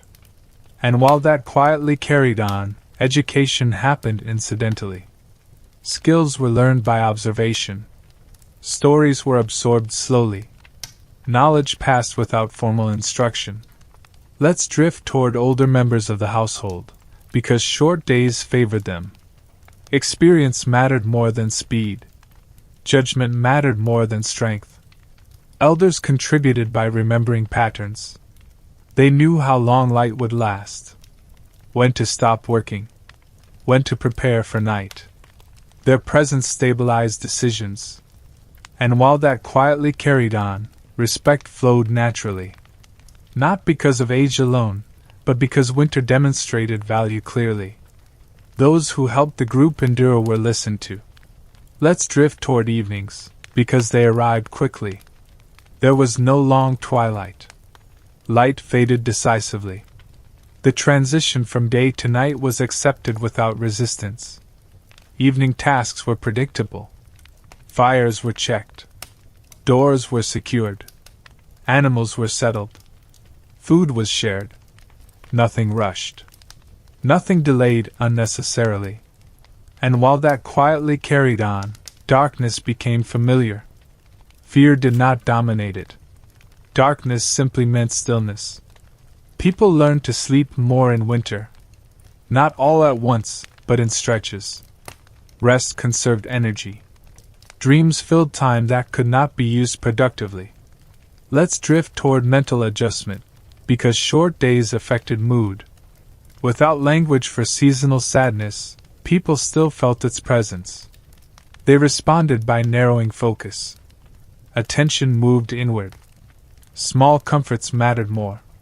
Warmth mattered more. Familiar routines mattered more. This inward turn was protective.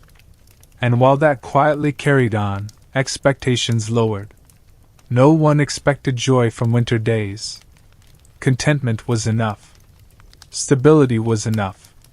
Let's drift toward tools again, because short days demanded efficiency. Tools were kept within reach. Searching wasted light. Organization mattered. This organization was not aesthetic. It was functional. Each item had a place because misplacing it cost daylight. And while that quietly carried on, habits tightened. People became more precise, not because they wanted to, but because the environment required it. Let's drift toward the idea of patience, because short days trained it relentlessly.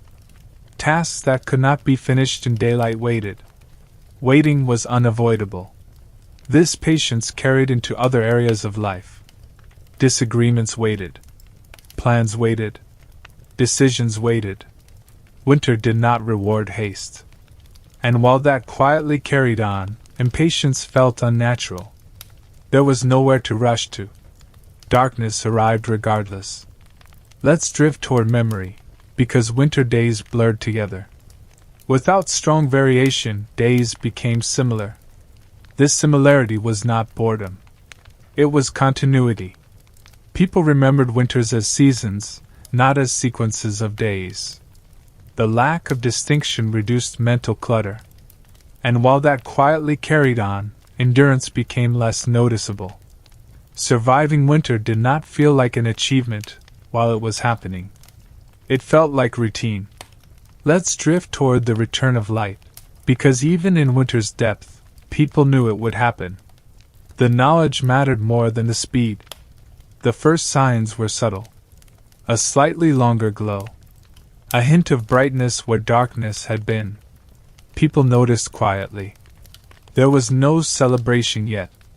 Optimism waited for confirmation. Experience had taught caution. And while that quietly carried on, the long view prevailed. Short days were temporary. This understanding softened their impact. Let's drift toward the broader lesson of short days, because it shaped Viking warmth indirectly. Limited light enforced limited activity. Limited activity conserved warmth. The system aligned naturally. Light, energy, and heat balanced each other without conscious planning. And while that quietly carried on, villages stayed warm partly because they stayed still. Stillness retained heat better than movement ever could. In the end, Viking villages did not fight the shortness of winter days. They accepted it as part of the structure. They lived within the light they had. They rested when it was gone. They waited patiently for its return. Warmth, once again, was not about adding more. It was about adjusting to less. And in a world where the sun itself seemed reluctant to appear, that adjustment made all the difference. Chapter 16.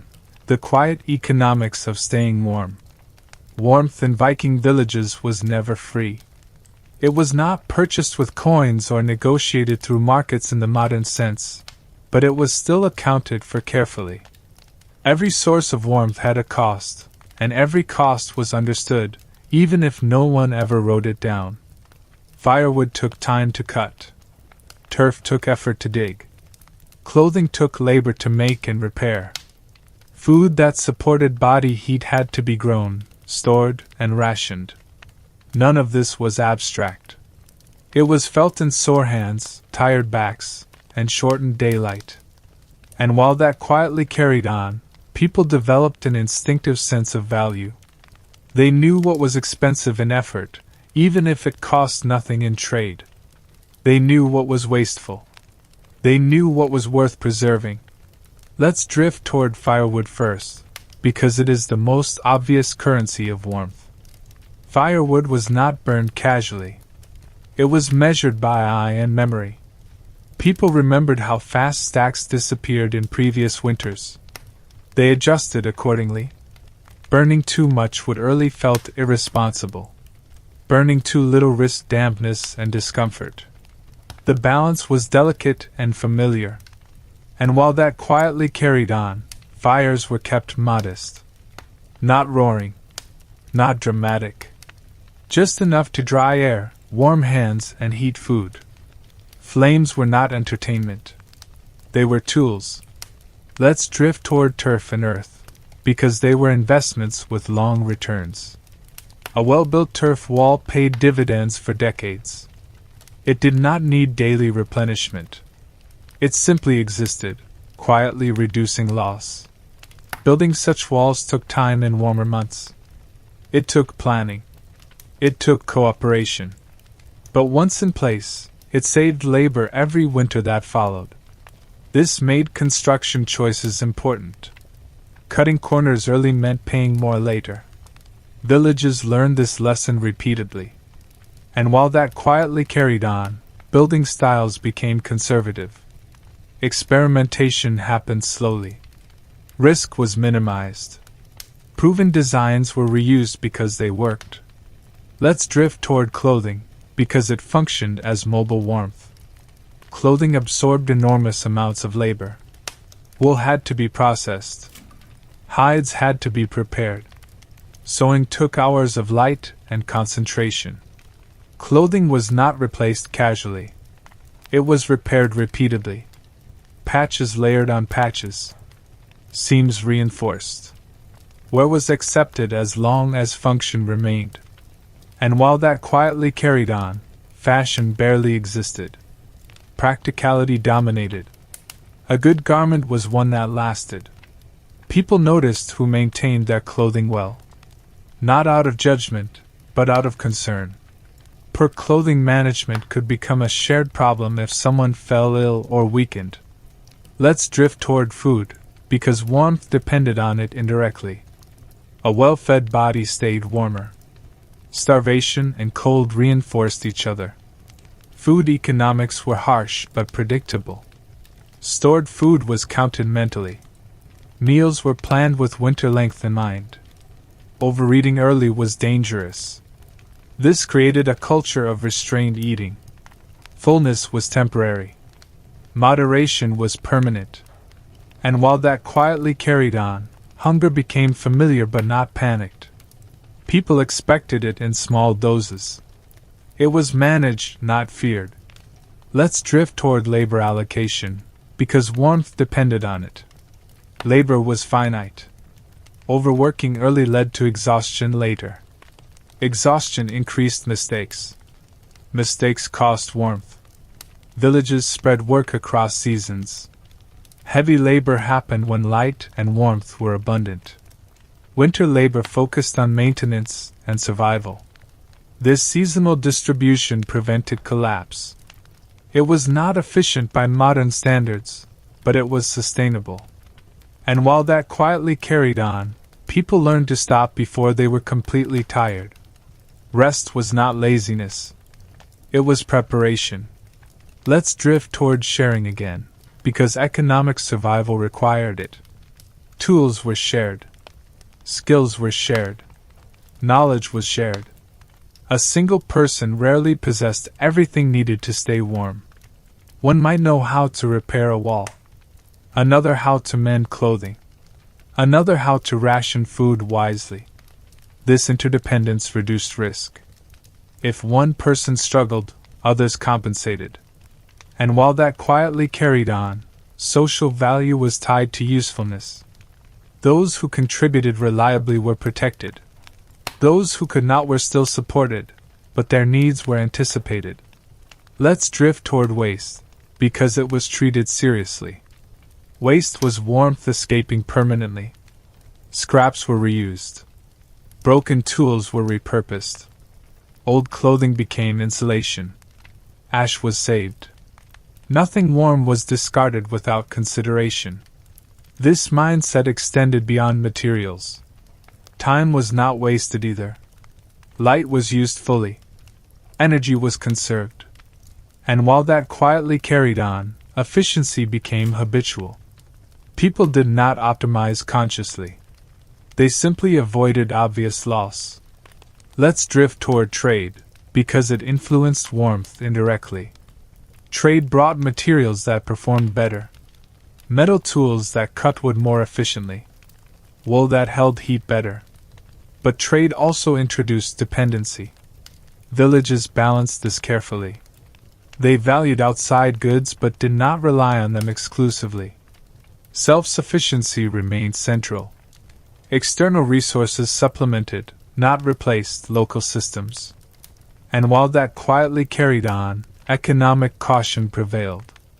Villages did not gamble with warmth. They invested conservatively. Let's drift toward inequality, because it existed but was constrained. Some households had more resources, larger herds, better buildings, but extremes were moderated by winter itself. Excess could not be enjoyed recklessly without drawing attention. Hoarding threatened groups' survival. Social pressure limited accumulation, not through force, but through expectation. And while that quietly carried on, fairness became practical rather than moral. It was easier to survive when imbalance was limited. Let's drift toward decision-making again, because economics shaped it subtly. Choices were evaluated through winter logic. Would this choice make next winter harder or easier? That question hovered over everything. Short-term gains were suspect. Long-term stability was prized. And while that quietly carried on, patience shaped economic behavior. People waited for results. They trusted slow returns.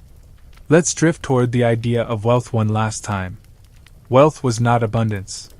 It was resilience. A wealthy household was one that worried less in winter. One that repaired rather than replaced. One that planned rather than reacted.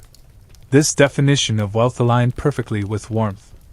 And while that quietly carried on, Viking villages stayed warm by managing invisible costs carefully. They did not count coins. They counted effort, time, and energy. Every decision flowed through this accounting system, even if no one named it. In the end, the economics of warmth were simple. Spend energy carefully. Invest early. Waste nothing. Share when needed. Winter enforced these rules without negotiation. And because villages learned to live within them, warmth remained possible, even when resources were limited and days were short. It was not a generous system. It was not forgiving, but it was predictable. And predictability, once again, proved warmer than optimism ever could. Chapter 17: Habits that Outlasted the Cold. By the time a Viking village had survived a few winters, warmth stopped feeling like something actively achieved. It became a background condition, maintained almost automatically through habit. People did not wake each day thinking about how to stay warm. They simply did the things they always did, and warmth followed quietly behind. Habits formed slowly, one winter at a time. One small adjustment repeated until it no longer felt like a decision. Close the door quickly. Sit near the wall, not the entrance. Repair clothing before it fails. These actions did not require discussion once they became routine. And while that quietly carried on, habits outlived the people who formed them. A child learned how to behave in winter without knowing why. They copied adults. Adults copied elders. Elders copied patterns older than memory. Let's drift toward repetition, because it was the engine of survival. Repetition removed uncertainty. It reduced mental effort. In winter, conserving mental energy mattered almost as much as conserving physical warmth. When actions were automatic, mistakes were fewer. Forgetfulness was minimized.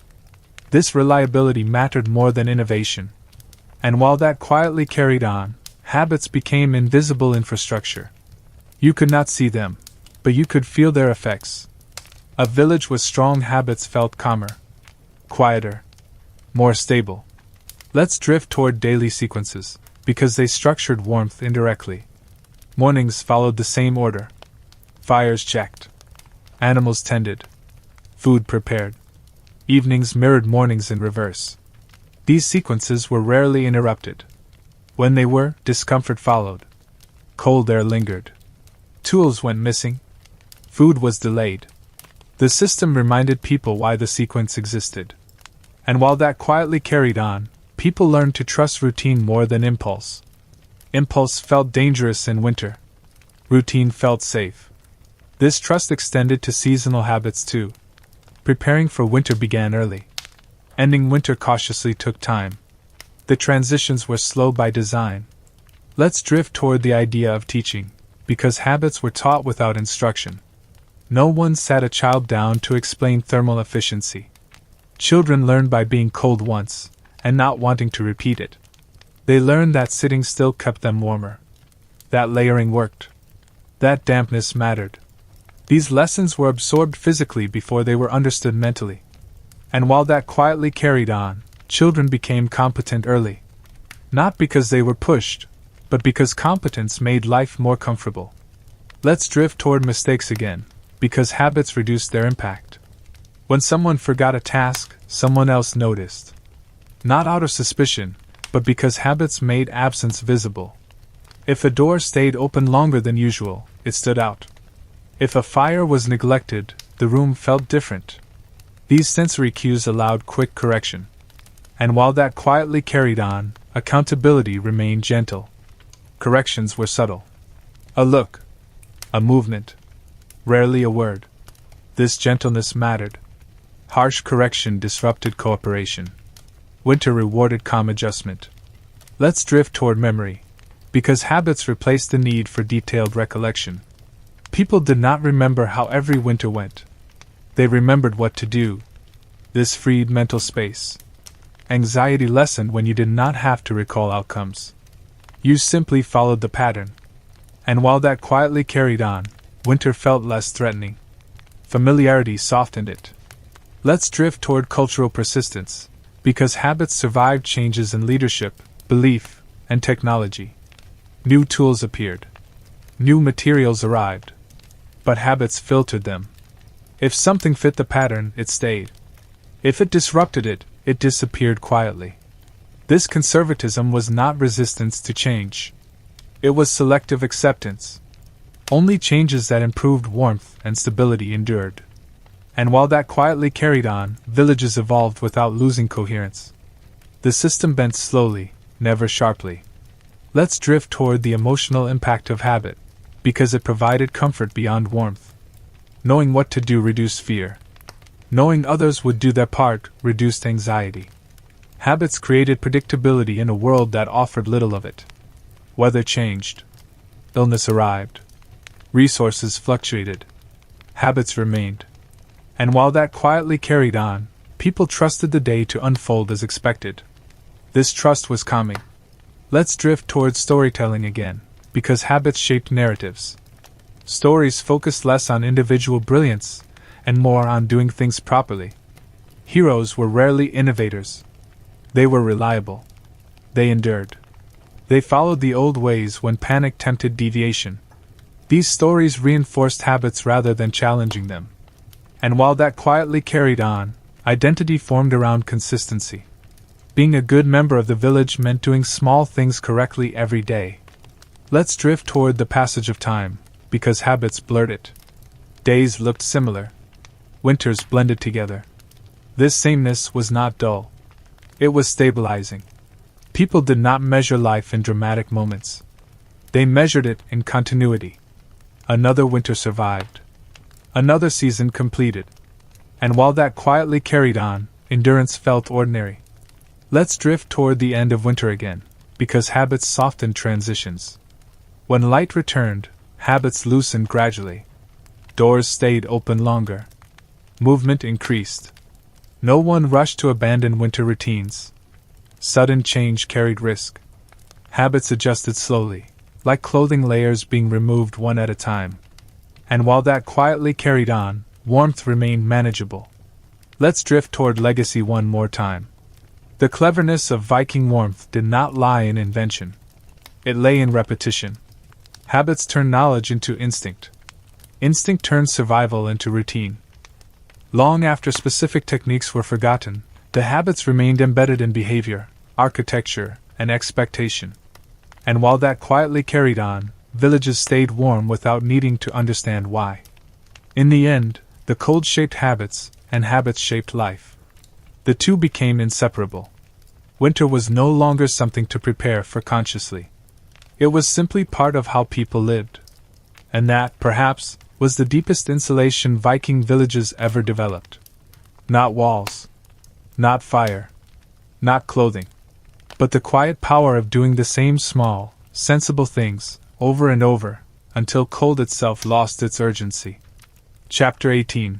When warmth became unremarkable. By the time all of these habits, structures, and expectations settled into place, warmth stopped being a topic of conversation. That, in itself, was a sign of success. In Viking villages, the most effective systems were the ones no one talked about anymore. No one gathered to discuss whether the house would be warm enough tonight. They already knew the answer, within reason. It would be tolerable. It would be the same as yesterday. It would not surprise them. And while that quietly carried on, warmth slipped into the background of awareness. It became like the floor beneath your feet. Not exciting. Not noteworthy. Simply there. Let's drift toward what that meant psychologically, because it mattered. When warmth was reliable, attention could move elsewhere. People noticed smaller things. A draft that wasn't there yesterday. A noise in the roof. A tool out of place. These observations were not anxious. They were habitual.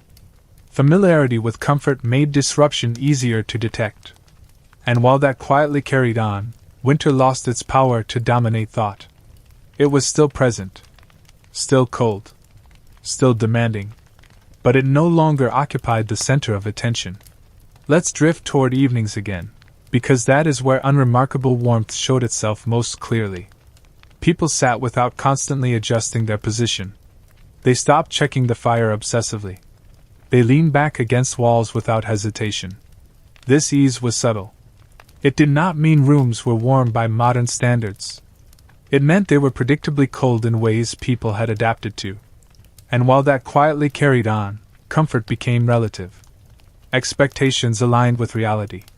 There was no constant comparison to something better. Let's drift toward memory, because people remembered discomfort more vividly than comfort.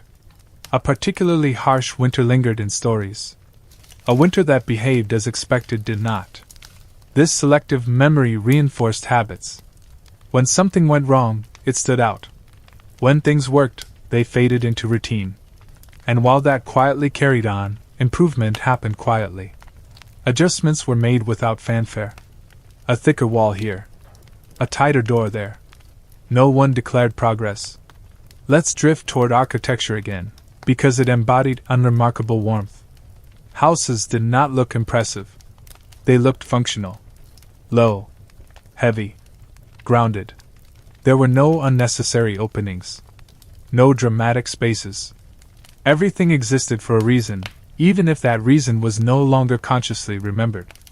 And while that quietly carried on, beauty became secondary to reliability. A good house was one you didn't think about while sitting inside it. Let's drift toward clothing once more, because it followed the same principle. Clothing that worked disappeared from awareness. You only noticed garments when they failed. Warmth, in this sense, was achieved when it stopped announcing itself. And while that quietly carried on, people moved with familiarity inside their layers. They knew how much they could do without sweating, how long they could sit without chilling. This bodily knowledge replaced calculation. No one measured temperature. They measured comfort intuitively. Let's drift toward language, because it reflects priorities. There were likely many words for states of cold, dampness, and wind. Fewer for warmth. Warmth was the default goal, not the subject of poetry. Cold demanded description because it disrupted routine. And while that quietly carried on, winter vocabulary became precise. People could identify subtle changes. A different kind of chill. A wetter cold. A sharper wind. These distinctions guided behavior. A certain cold meant staying in.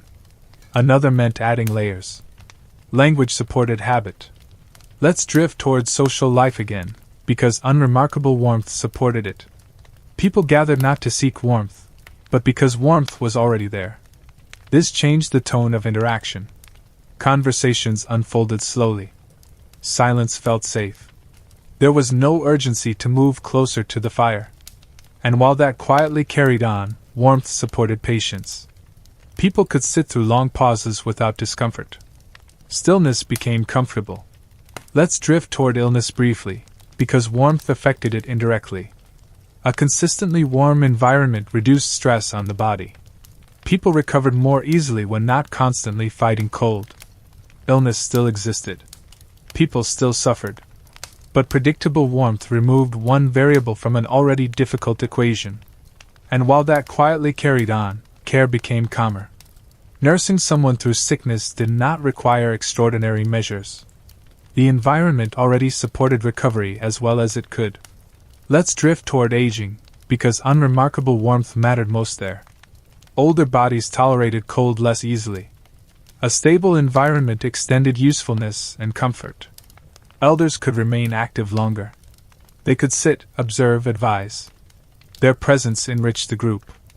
And while that quietly carried on, warmth extended participation. It allowed more people to contribute for longer. Let's drift toward the absence of complaint, because it is revealing. When systems worked, people did not praise them. Complaints only arose when expectations were violated. This silence around warmth indicates how well integrated it was. Success was quiet. And while that quietly carried on, attention turned outward when possible. To weather patterns. To animals. To each other. Let's drift toward the idea of normalcy, because it was the ultimate goal. Viking villages did not aim to defeat winter. They aimed to normalize it. When winter felt ordinary, it was manageable. And while that quietly carried on, cold lost its dramatic edge. It became another condition, like darkness or hunger. Difficult, but expected. Let's drift toward the passing of generations, because unremarkable warmth was inherited. Children grew up assuming houses would be built this way. Clothing would be layered this way. Winter would feel this way. They did not marvel at it. They did not question it. They simply lived within it. And while that quietly carried on, knowledge persisted without needing preservation. It lived in practice. Let's drift toward comparison again, because modern observers often misunderstand this. We imagine warmth as something added. Vikings treated warmth as something maintained. This difference matters. Adding warmth requires constant input. Maintaining warmth requires consistency. And while that quietly carried on, consistency proved more reliable. Let's drift toward the final sense of ease that unremarkable warmth provided. It did not eliminate hardship.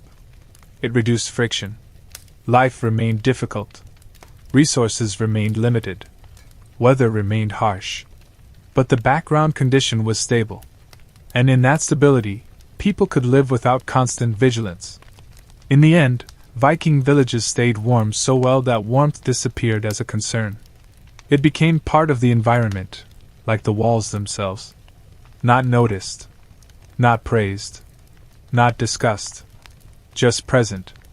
And in a world where cold punished attention lapses mercilessly, making warmth unremarkable was one of the quietest and most effective achievements Viking villages ever accomplished.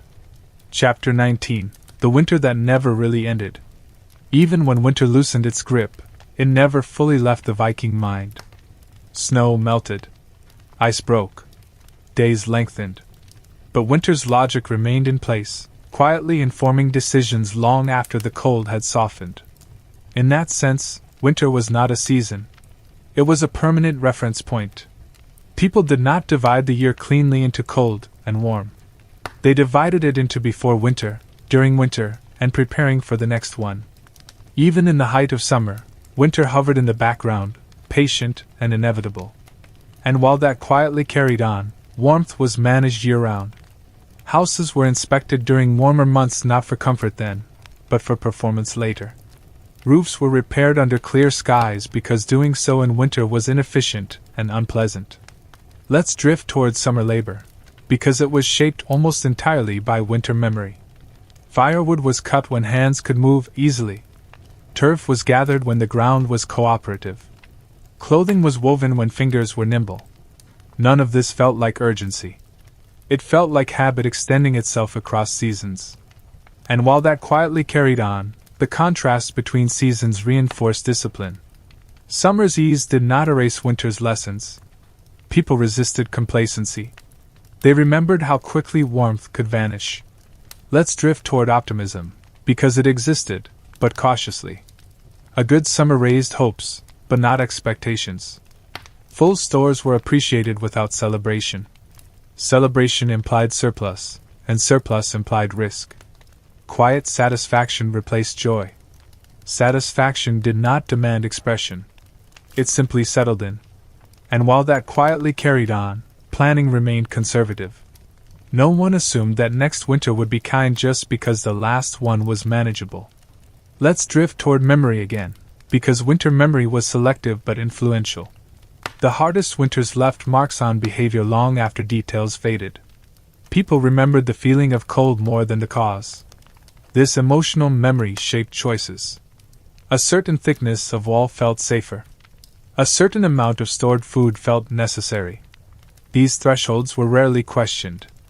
And while that quietly carried on, caution became instinctive. Let's drift towards storytelling one more time, because winter stories rarely focused on novelty. They focused on endurance, on waiting, on getting through. These stories did not inspire action. They reinforced patience. They reminded listeners that winter passed eventually, even if slowly. And while that quietly carried on, impatience found little cultural support. Rushing winter was considered foolish. Enduring it was respectable. Let's drift toward children again, because they learned winter's permanence early. They experienced summer, but they were prepared for its end. Adults did not shield them from this knowledge. Children learned that certain freedoms were seasonal. Outdoor play would shrink. Movement would slow. Light would fade. And while that quietly carried on, disappointment was softened by expectation. Winter did not arrive suddenly in the mind, even if it arrived suddenly in the weather. Let's drift toward emotional continuity, because winter trained it. People learned to carry the same emotional tone across months. Extreme highs felt impractical. Extreme lows felt unsustainable. Moderation extended beyond resources into mood. And while that quietly carried on, emotional steadiness became another form of insulation. Let's drift toward architecture once more, because buildings reflected this year-round winter logic. Houses did not open themselves fully to summer. Openings remained small. Walls remained thick. Ventilation was controlled. Shade mattered less than shelter. The house remained a winter structure even in warmth. This meant summer indoors could feel cool. Slightly dim. Not ideal, perhaps, but acceptable. And while that quietly carried on, comfort remained consistent across seasons. Extremes were avoided. Let's drift toward food again, because eating patterns carried winter habits into summer. Rationing relaxed slightly, but not entirely. Overindulgence still felt risky. People enjoyed fresh food when available, but they did not abandon restraint. Preservation continued even when not strictly necessary. And while that quietly carried on, hunger never disappeared completely from memory. It lingered just enough to guide behavior. Let's drift toward work pace, because winter slowed it permanently. Even in summer, work avoided frantic speed. A steady pace reduced injury and exhaustion. This consistency allowed bodies to recover fully. Winter labor demanded reserves. Summer work built them. And while that quietly carried on, health benefited indirectly. Fewer injuries. Fewer mistakes. More longevity. Let's drift towards social life across seasons, because winter habits influenced it year-round. Gatherings remained modest. Noise remained controlled. Excess felt uncomfortable. People did not become louder simply because it was warm. The village's emotional tone remained relatively flat. And while that quietly carried on, social cohesion remained strong. Predictability reduced friction. Let's drift toward travel, because winter limited it severely, and that limitation echoed beyond the season.